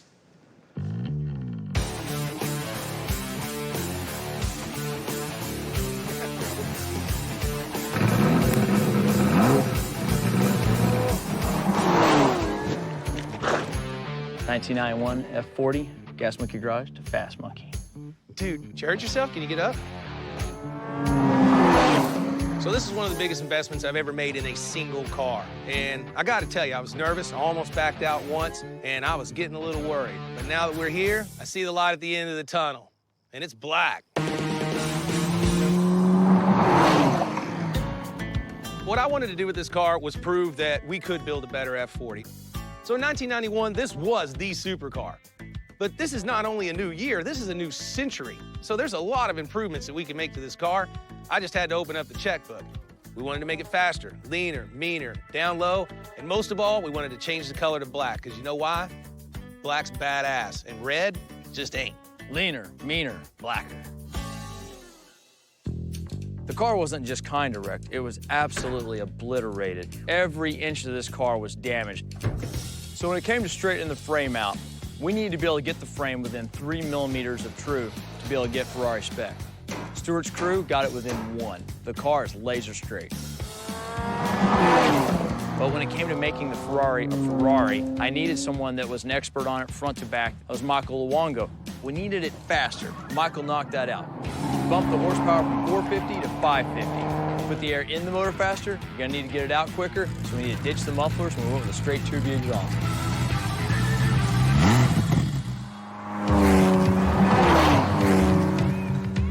Another thing that was a thorn in my side was them stupid wheels that Ferrari put on this car. They were pretty ugly.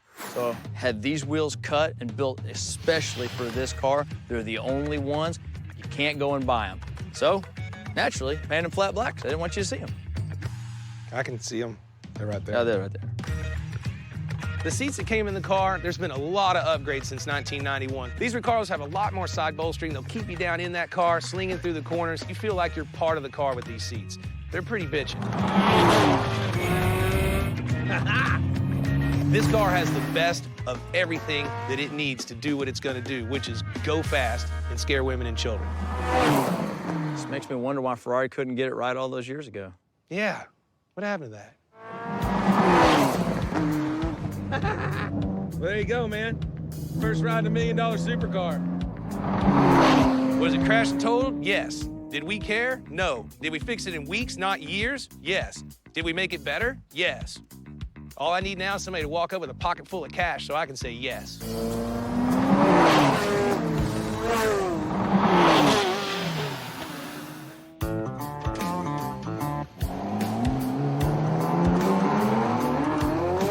Richard called me this morning. He was all hyped up. He said, dude, I need you to get in the F40, get down here as fast as you can. I got buyers on the car. I was like, wow, that's exciting. So headed down.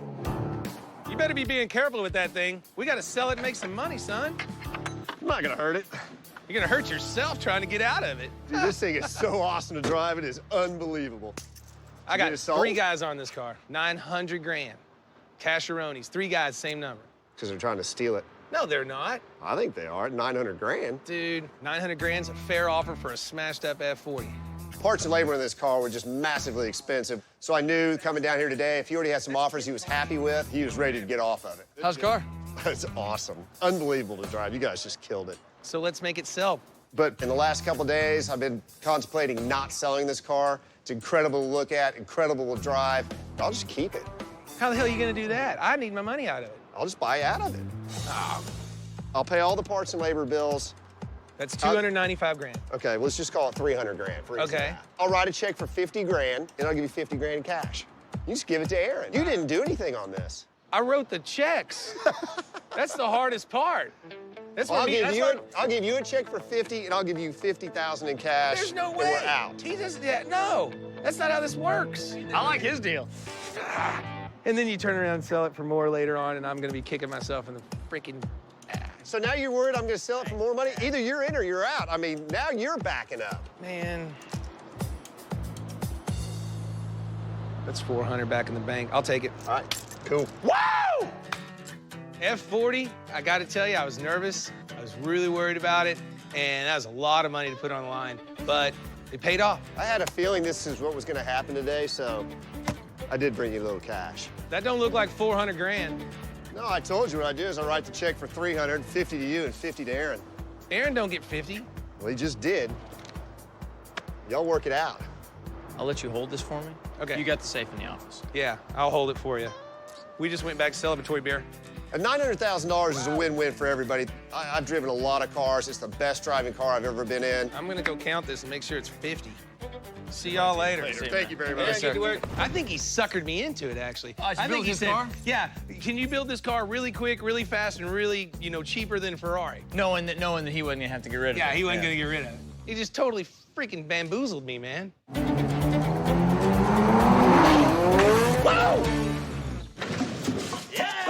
This epic ride began when a wrecked Ferrari showed up on Richard's doorstep. I think I can make money, but I don't have the money to put in it. Richard's best friend, Dennis, footed the whopping bill. But Gas Monkey was on the hook for parts and labor. I feel like I'm gonna puke. So Richard hit the road to pad his bank account and tripped over an old deadhead touring bus. It's a long, strange journey. The quick flip landed him a heap of sugar magnolia. What's up, Keith? He was still riding that high when he unloaded a classic 58 Corvette he'd been keeping on ice for a cool 40 G's. Next, Richard bought a 67 Porsche that turned out to be a 66. Damn. He expected to auction it off for 3 times what he paid, but the gavel fell at just $54K. Tom almost broke his back starting a 1917 Rio that Richard had bought on the cheap. Sadly, push came to shove at auction time, but the old heap still fired up a profit. Meanwhile, the Ferrari supercar was racking up super bills. You have any movement on your price? Add in the man-hours spent straightening, painting, and assembling, and Richard wound up over $250,000 in the hole. I think I made the worst end of the deal with Dennis. But when Deep Pockets Dennis bought him out in the end, Richard got to laugh all the way to the bank. It was the ultimate roll of the dice.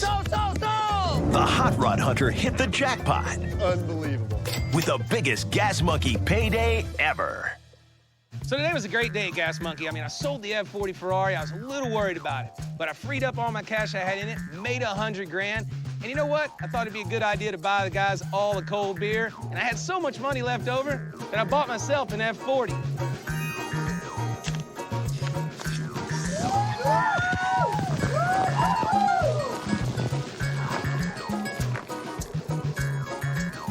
Did this mess up my air? I hope I don't get pulled over on the way home.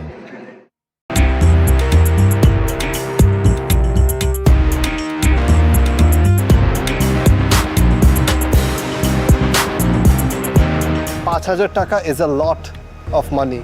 বাজেটটা অনেক বড় for 2 items. আমাদের এই মহামঞ্চের বাইরে আপনাদের জন্য গাড়ি অপেক্ষা করছে। সো আপনাদের সুপার শপে যাওয়ার সময় শুরু হচ্ছে এখন।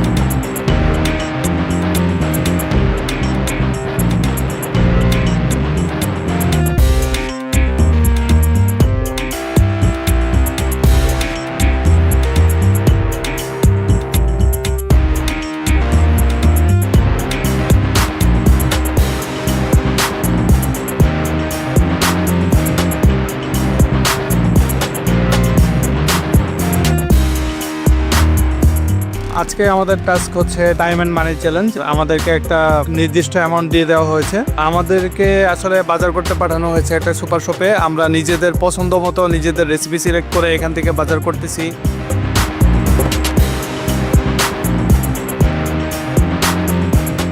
আমি আসলে মোগলাই রান্নাবান্না করতে খুবই পছন্দ করি। আমি সেই অনুযায়ী কিছু রেসিপি সিলেক্ট করেছি এবং সেই অনুযায়ী ইনগ্রিডিয়েন্টসগুলো চুজ করছি, কিনছি। কেউ ব্ল্যাক স্কার্প পেলেই হচ্ছে আমি একটা টেনশনে থাকি যে কখন না হচ্ছে যে আমাকে আবার কিছু করে ফেলে। তার জন্য আমি ফিশ আইটেম নিয়ে চিন্তা করেছি, এত দেখা যাক কি হয়।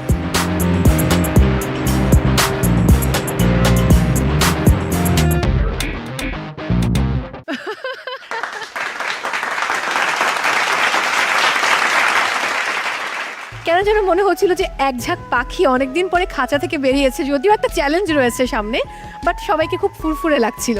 বাট নিশাত, আপনার কথা আমি কি বলবো। রান্না শুরু করতে চাই, যেহেতু নিশাতের সময় কমিয়ে দেওয়া হয়েছে 10 মিনিটস। নিশাত, আপনি চলে আসুন, আপনাকে 10 মিনিটস বসতে হবে। বাকিরা 10 মিনিট রান্না করার পর আপনি আপনার কিচেন স্টেশনে যাবেন। প্লিজ আসুন।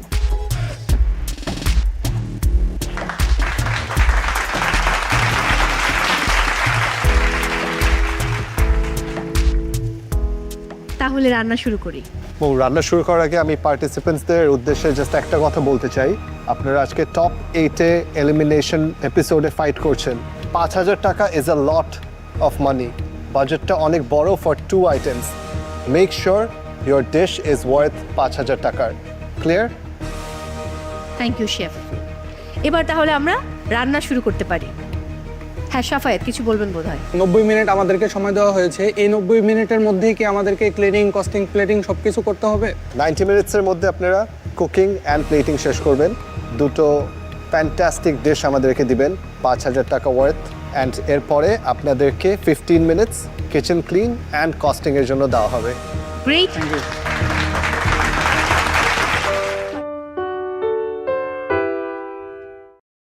আমার দিনগুলো সব যায় হারিয়ে আধারে, আমার দু চোখ যখন পায় না খুঁজে তোমারে, তুমি রেখো গো আমারে তোমার মনের ভিতরে, আমায় ছেড়ে যাইও না দূরে, আমি তোমার আশায় বাঁচি তোমার ব্যথায় মরি, ভালোবাসি শুধু যে তোমারে, আমি তোমার আশায় বাঁচি তোমার ব্যথায় মরি, ভালোবাসি শুধু যে তোমারে। বাহ, মধু মধু, একদম মন ছুঁয়ে গেল। ভীষণ ভীষণ ভালো লাগার গান।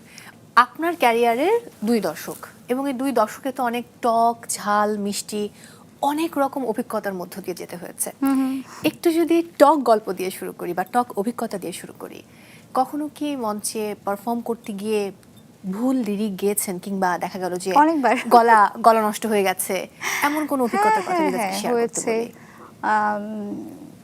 বিশেষ করে আমার মনে হয় কোভিডের পরে, আমি জানি না অনেকেরই সম্ভবত এটা অনেকের সাথেই হচ্ছে যে আমরা অনেক কিছু ভুলে যাচ্ছি।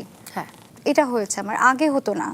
আগে আমার যত লাইভ, তুমি যদি খেয়াল করো দেখবে যে আমার সামনে কখনো ডায়েরি থাকতো না, আমার অনেক গান মুখস্থ থাকতো, এবং আমার ফ্রেন্ডরা আমাকে নিয়ে বলতো যে ওর এত মুখস্থ থাকে, মানে যে কোনো কিছু, এবং না দেখেই সে আসলে গাইতে পারে। হ্যাঁ, গাইতে পারি, অনেক গানই গাইতে পারি। কিন্তু আফটার কোভিড আমি দেখছি যে আমার এই সমস্যাটা ভুল হলে কিভাবে সামলে নিতেন? কি যেন লাইন জোড়াতালি দিয়ে এবার সবার হচ্ছে গাইতে গিয়ে আমি নিজেই হেসে দিয়েছি। আচ্ছা, কি বলছি এটা? এবার একটু মিষ্টি গল্পে যাব। তারকাদের জীবনে তো মিষ্টি গল্প বলতে বেশিরভাগ গল্প ভক্তদেরকে নিয়ে। তো আপনার কোনো ক্রাশ বা পাগল ভক্ত, তাদের ঘটনা এরকম কোনো পাগলামো বা কোনো অদ্ভুত? আমার কোনো পাগল ভক্ত নেই। কি বলে, আছে তো? না, আমার ভক্তরা তোমার মতো শান্ত। তো শান্ত ভক্তরা কি করে আপনার সাথে, মানে তাদের ভালোবাসা প্রকাশের জন্য এমন কোনো ঘটনা যেটা স্মরণীয় আজকে শেয়ার করা যায়?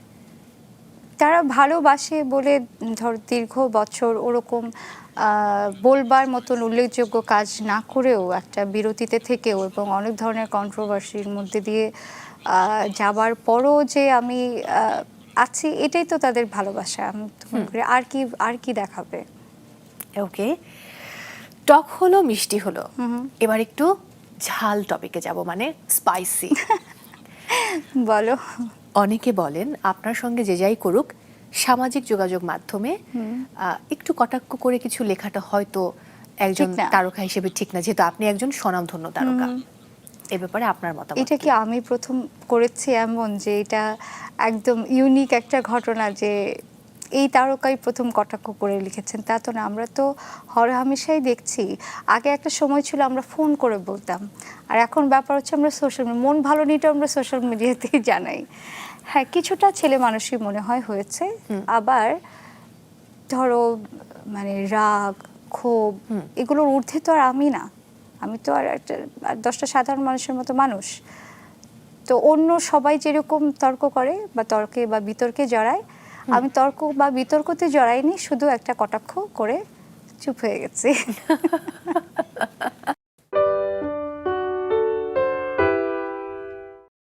স্টাফিংটা কিভাবে করেছেন? স্টাফিংয়ে মেইন ইনগ্রেডিয়েন্টস হিসেবে আমি চিকেন কিমা, তারপর সসেজ, কোয়েলের ডিম ইত্যাদি ইউজ করেছি। রাইস, চিকেন সব কিছু মিশিয়ে খেয়ে একাকার অনেকবার খাচ্ছি আমি। খুব ভালো করেছেন। Thank you so much. আপনি ফাইট ব্যাক করেছেন। Thank you.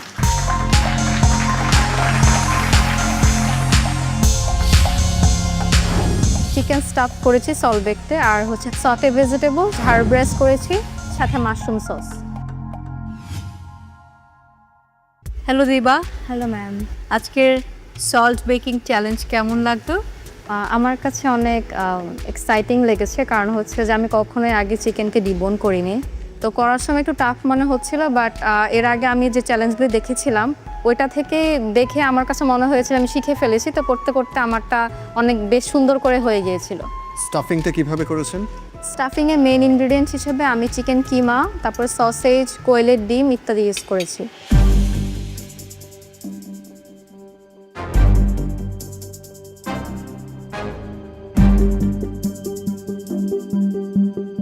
আজকে আপনার অল 4 ডিশেস ইটস গুড।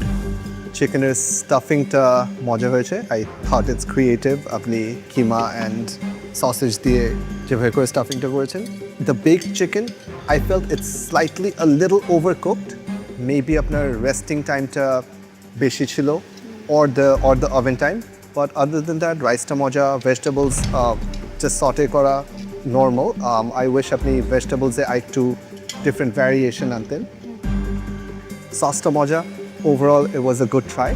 আপনার ফুড আজকে শুধু মজা হলে চলবে না, your food has to be everyone else's, because আপনি লাস্ট এপিসোডে বটমে ছিলেন। In order to save yourself today, others have to be lower than you। দিবা, জি ম্যাম। আজকের সল্ট বেকিং চ্যালেঞ্জের চিকেন স্টাফিংয়ের খুব মজা লাগছে, আর সাথে একদম পারফেক্ট একটা হার্ব রাইস আমার কাছে লেগেছে, খুব ভালো। সেই সাথে আপনি যে ডিপিং সসটা করেছেন পারফেক্টলি চিকেনের সাথে যাচ্ছে, এবং এই সসটা দিয়ে আমি সল্টেড ভেজিটেবল, দেন রাইস, চিকেন সব কিছু মিশিয়ে খেয়ে একাকার অনেকবার খাচ্ছি আমি। খুব ভালো করেছেন। Thank you so much. আপনি ফাইট ব্যাক করেছেন। Thank you. দিবা, আজকের যে সল্ট বেক চিকেনটা ছিল আমার কাছে খুব ভালো লেগেছে। স্পেশালি যে স্টাফিংটা ভিতরে ছিল সেটা দারুণ হয়েছে খেতে, সাথে সটেড ভেজিটেবল, রাইস সব কিছু মিলিয়ে আমার খুব ভালো লেগেছে। Thank you so much ma'am. Good job, thank you. Costing সুন্দর করে করা, সবগুলো একসাথে দিয়ে লাস্টে প্ল্যাটারের প্রাইসটা দিয়ে দিয়েছেন, perfect. Thank you. Thank you দিবা।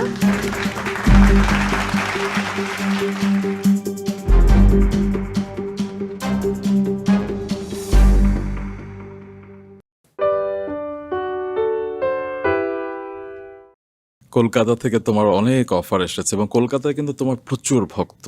আমি সেদিন দেখছিলাম যে কোয়েল মল্লিকের বাবা মা তোমার উচ্ছ্বসিত প্রশংসা করেছে এবং তোমার এহেন কোনো নাটক নেই যে তারা দেখেনি, এবং তারা বলেছে কোয়েল মল্লিককে দেখাবে তোমার নাটকগুলো।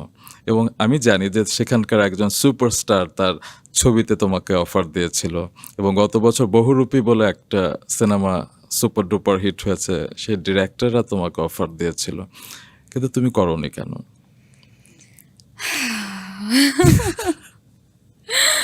না করিনি কেন, ব্যাপারটা এরকম না, হয়তো বা কথা আসলে এগিয়ে ওই পর্যায়ে যায় নাই, বা মানে তুমি কি ওপার বাংলা কাজ করতে চাও? ওয়াই নট, মানে এখানে এপার বাংলা ওপার বাংলা করে আসলে আমরা যেই সেপারেশনটা ক্রিয়েট করছি আমার মনে হয় সেটা একেবারেই দরকার নাই। বাংলা মানে বাংলা, এবং আমরা সবাই বাঙালি, এবং সেই জায়গা থেকে যেহেতু ওদের দেশের ভাষাটা আমাদের ভাষাটা একই, হ্যাঁ কাছাকাছি একই, তো ওরা যেহেতু আমাদের নাটক দেখে এত প্রশংসা করে, তাদের ফিল্ম আমরাও দেখি, ইন্ডাস্ট্রি যত বড় হবে ততই আসলে আমাদের জন্য বেটার। ওদের অডিয়েন্স যদি আমরা পাই, আমাদের অডিয়েন্স যদি ওরা পায়, তাহলে আরও বেটার সেলস হবে, এবং which is good for the industry. And creativity আসলে যতটুকু শেয়ার করা যায় ওটা কিন্তু তত বাড়ে। নিজেদের মধ্যেই আসলে এটাকে সীমাবদ্ধ করে রাখা, একটা বাউন্ডারি সেট করলে আসলে তাহলে ক্রিয়েটিভিটি আসলে ছড়ায় না, বাড়বে না, আমরাও শিখতে পারবো না, অন্যরাও শিখতে পারবে না। কাজ এখন পর্যন্ত যত কাজেরই অফার এসছে হয়তো বা আমার মনে হয় সব কিছু মানে অপরচুনিটি আসলেই যে গ্র্যাব করে ফেলতে হবে সেটা না। সেটাও না এবং আই থিঙ্ক কিন্তু আমি তোমাকে পার্সোনাল ডিফারেন্ট হরাইজনে দেখতে চাই। ও আমি ডেফিনেটলি যদি ওপার বাংলা হোক, বলিউড হোক কিংবা দেশের বাইরের ছবিতেও দেখতে চাই। না অফকোর্স যদি আমি মনে করি যে আমার সাথে ক্যারেক্টারটা যাচ্ছে আমি যেই ধরনের কাজগুলো করতে চাই বা যেটা আমার ভিশনের সাথে আরেকজনের ভিশন যদি মিলে যায় তাহলে ডেফিনেটলি সেটা ইন ফিউচার করা হবে ওয়াই নট আচ্ছা, তুমি কি বলিউডের একটি সিনেমা না করে রিগ্রেট করছো?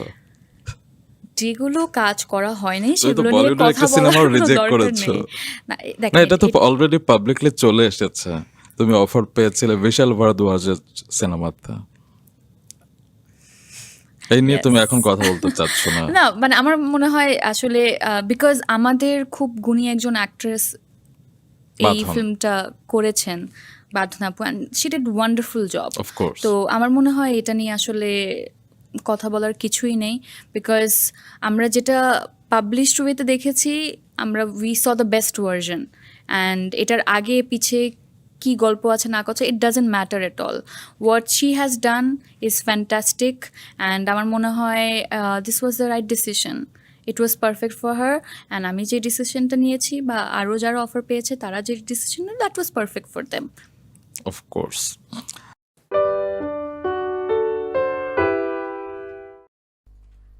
Ôi mày ơi, con này tự nhiên ba đồ này tự nhiên bên con còn 4 con đúng không? Xịt phát tự chết cả 4 con. Anh không hiểu tự nhiên 10.000 đam. Cái gì đấy, cái gì đấy? Con cóc hơi điên, anh tưởng bài không đánh được nữa, đánh cho vui vui chiêu chiêu ngồi cho đỡ chán. Nhưng con cóc có đánh chết hết đó. Sự kinh khủng ấy, chủ bé cóc ơi, chủ bé Long Di. Chủ bé Long Di kinh khủng quá.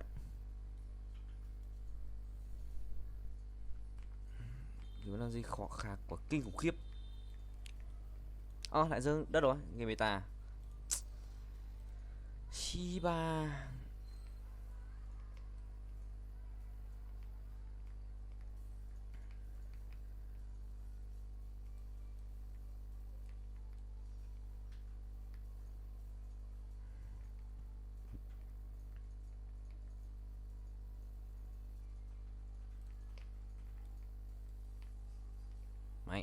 Mày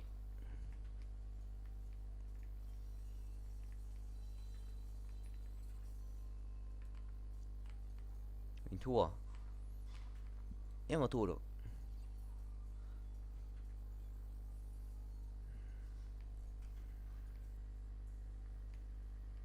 mày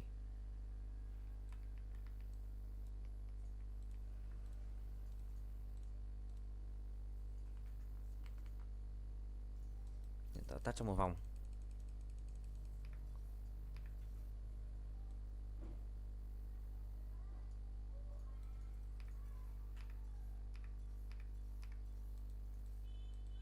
Ai giờ không kịp ạ. Xem chú bé Nomzi bắn được kinh khủng nữa không nào. Chú Nomzi xịt ở sau ạ, kinh thất. Xịt, ui chết hết. Con Nomzi kinh thế. Con này thật sự rác rưởi ấy.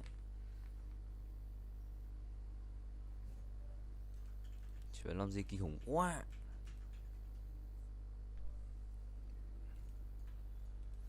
Em như bông hoa mặt trời sẽ lòng anh.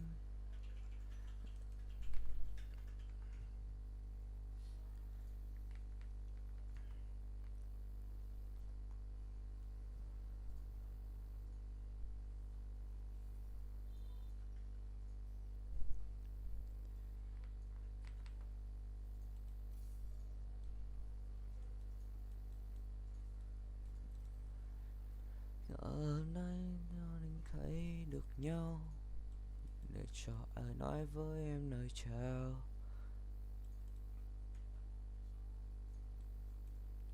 Đọc đợi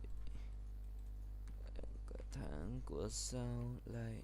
Yes sir. 24 con.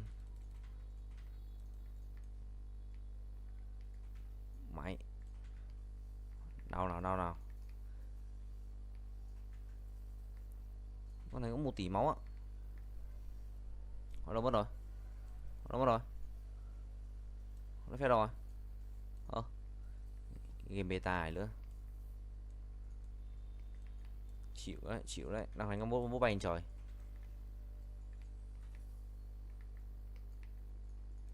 Bây giờ cuộc sống em ra sao? Let's go. Nó phe fake bay trên trời mất rồi.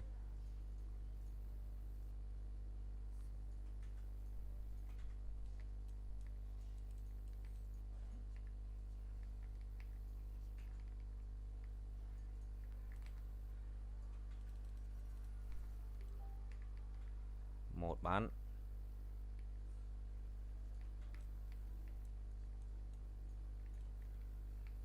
Đấy.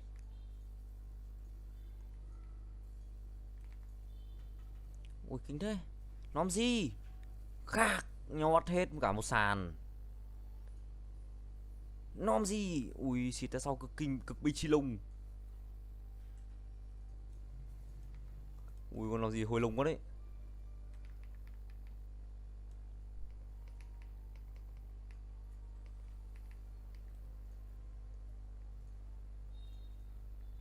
Cực bồ build ấy, build nó còn này là cực bồ build.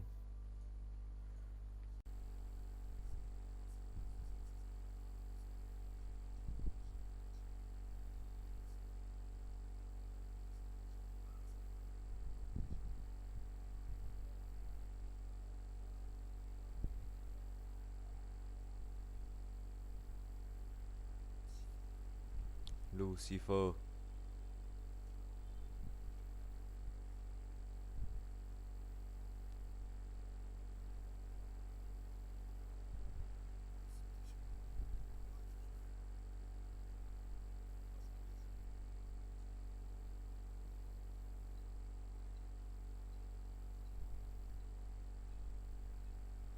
Hay à, một khu thí nghiệm cực binh chi linh.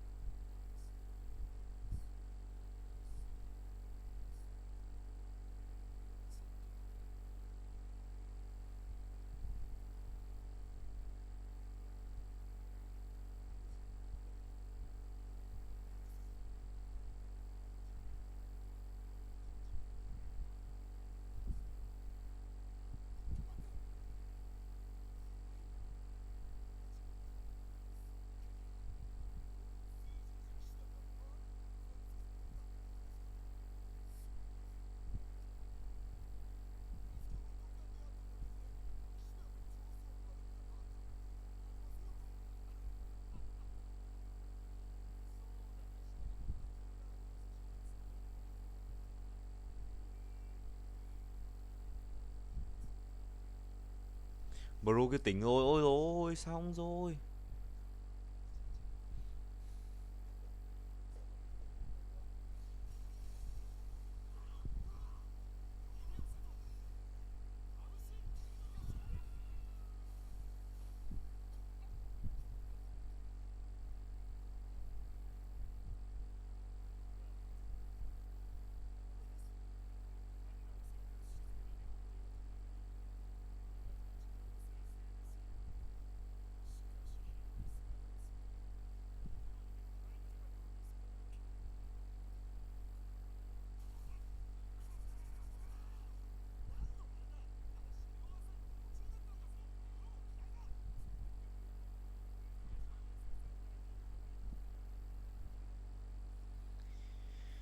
Hay ra cứ cần xách cái đồ à?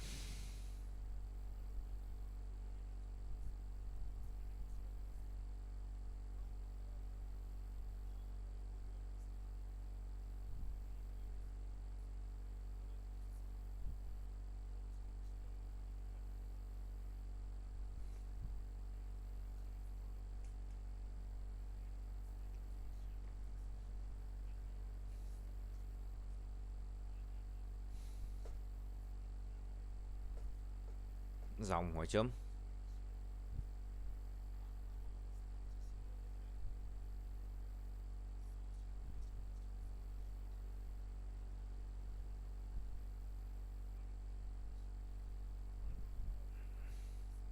Ba là cái gì?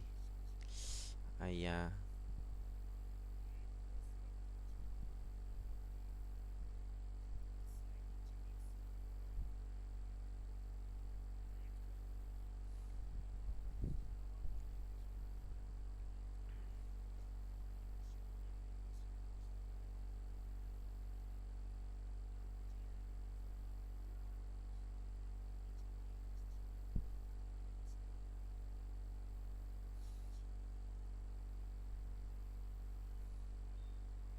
Ai à, một chút hàng đổ để tạm ha.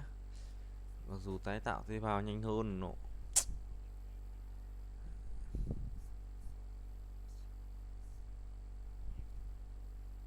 Một body bất tử. Xem là chém đâu à? Chém cực căng cái claim ô rồi. Pep. Reset reward không đủ tiền.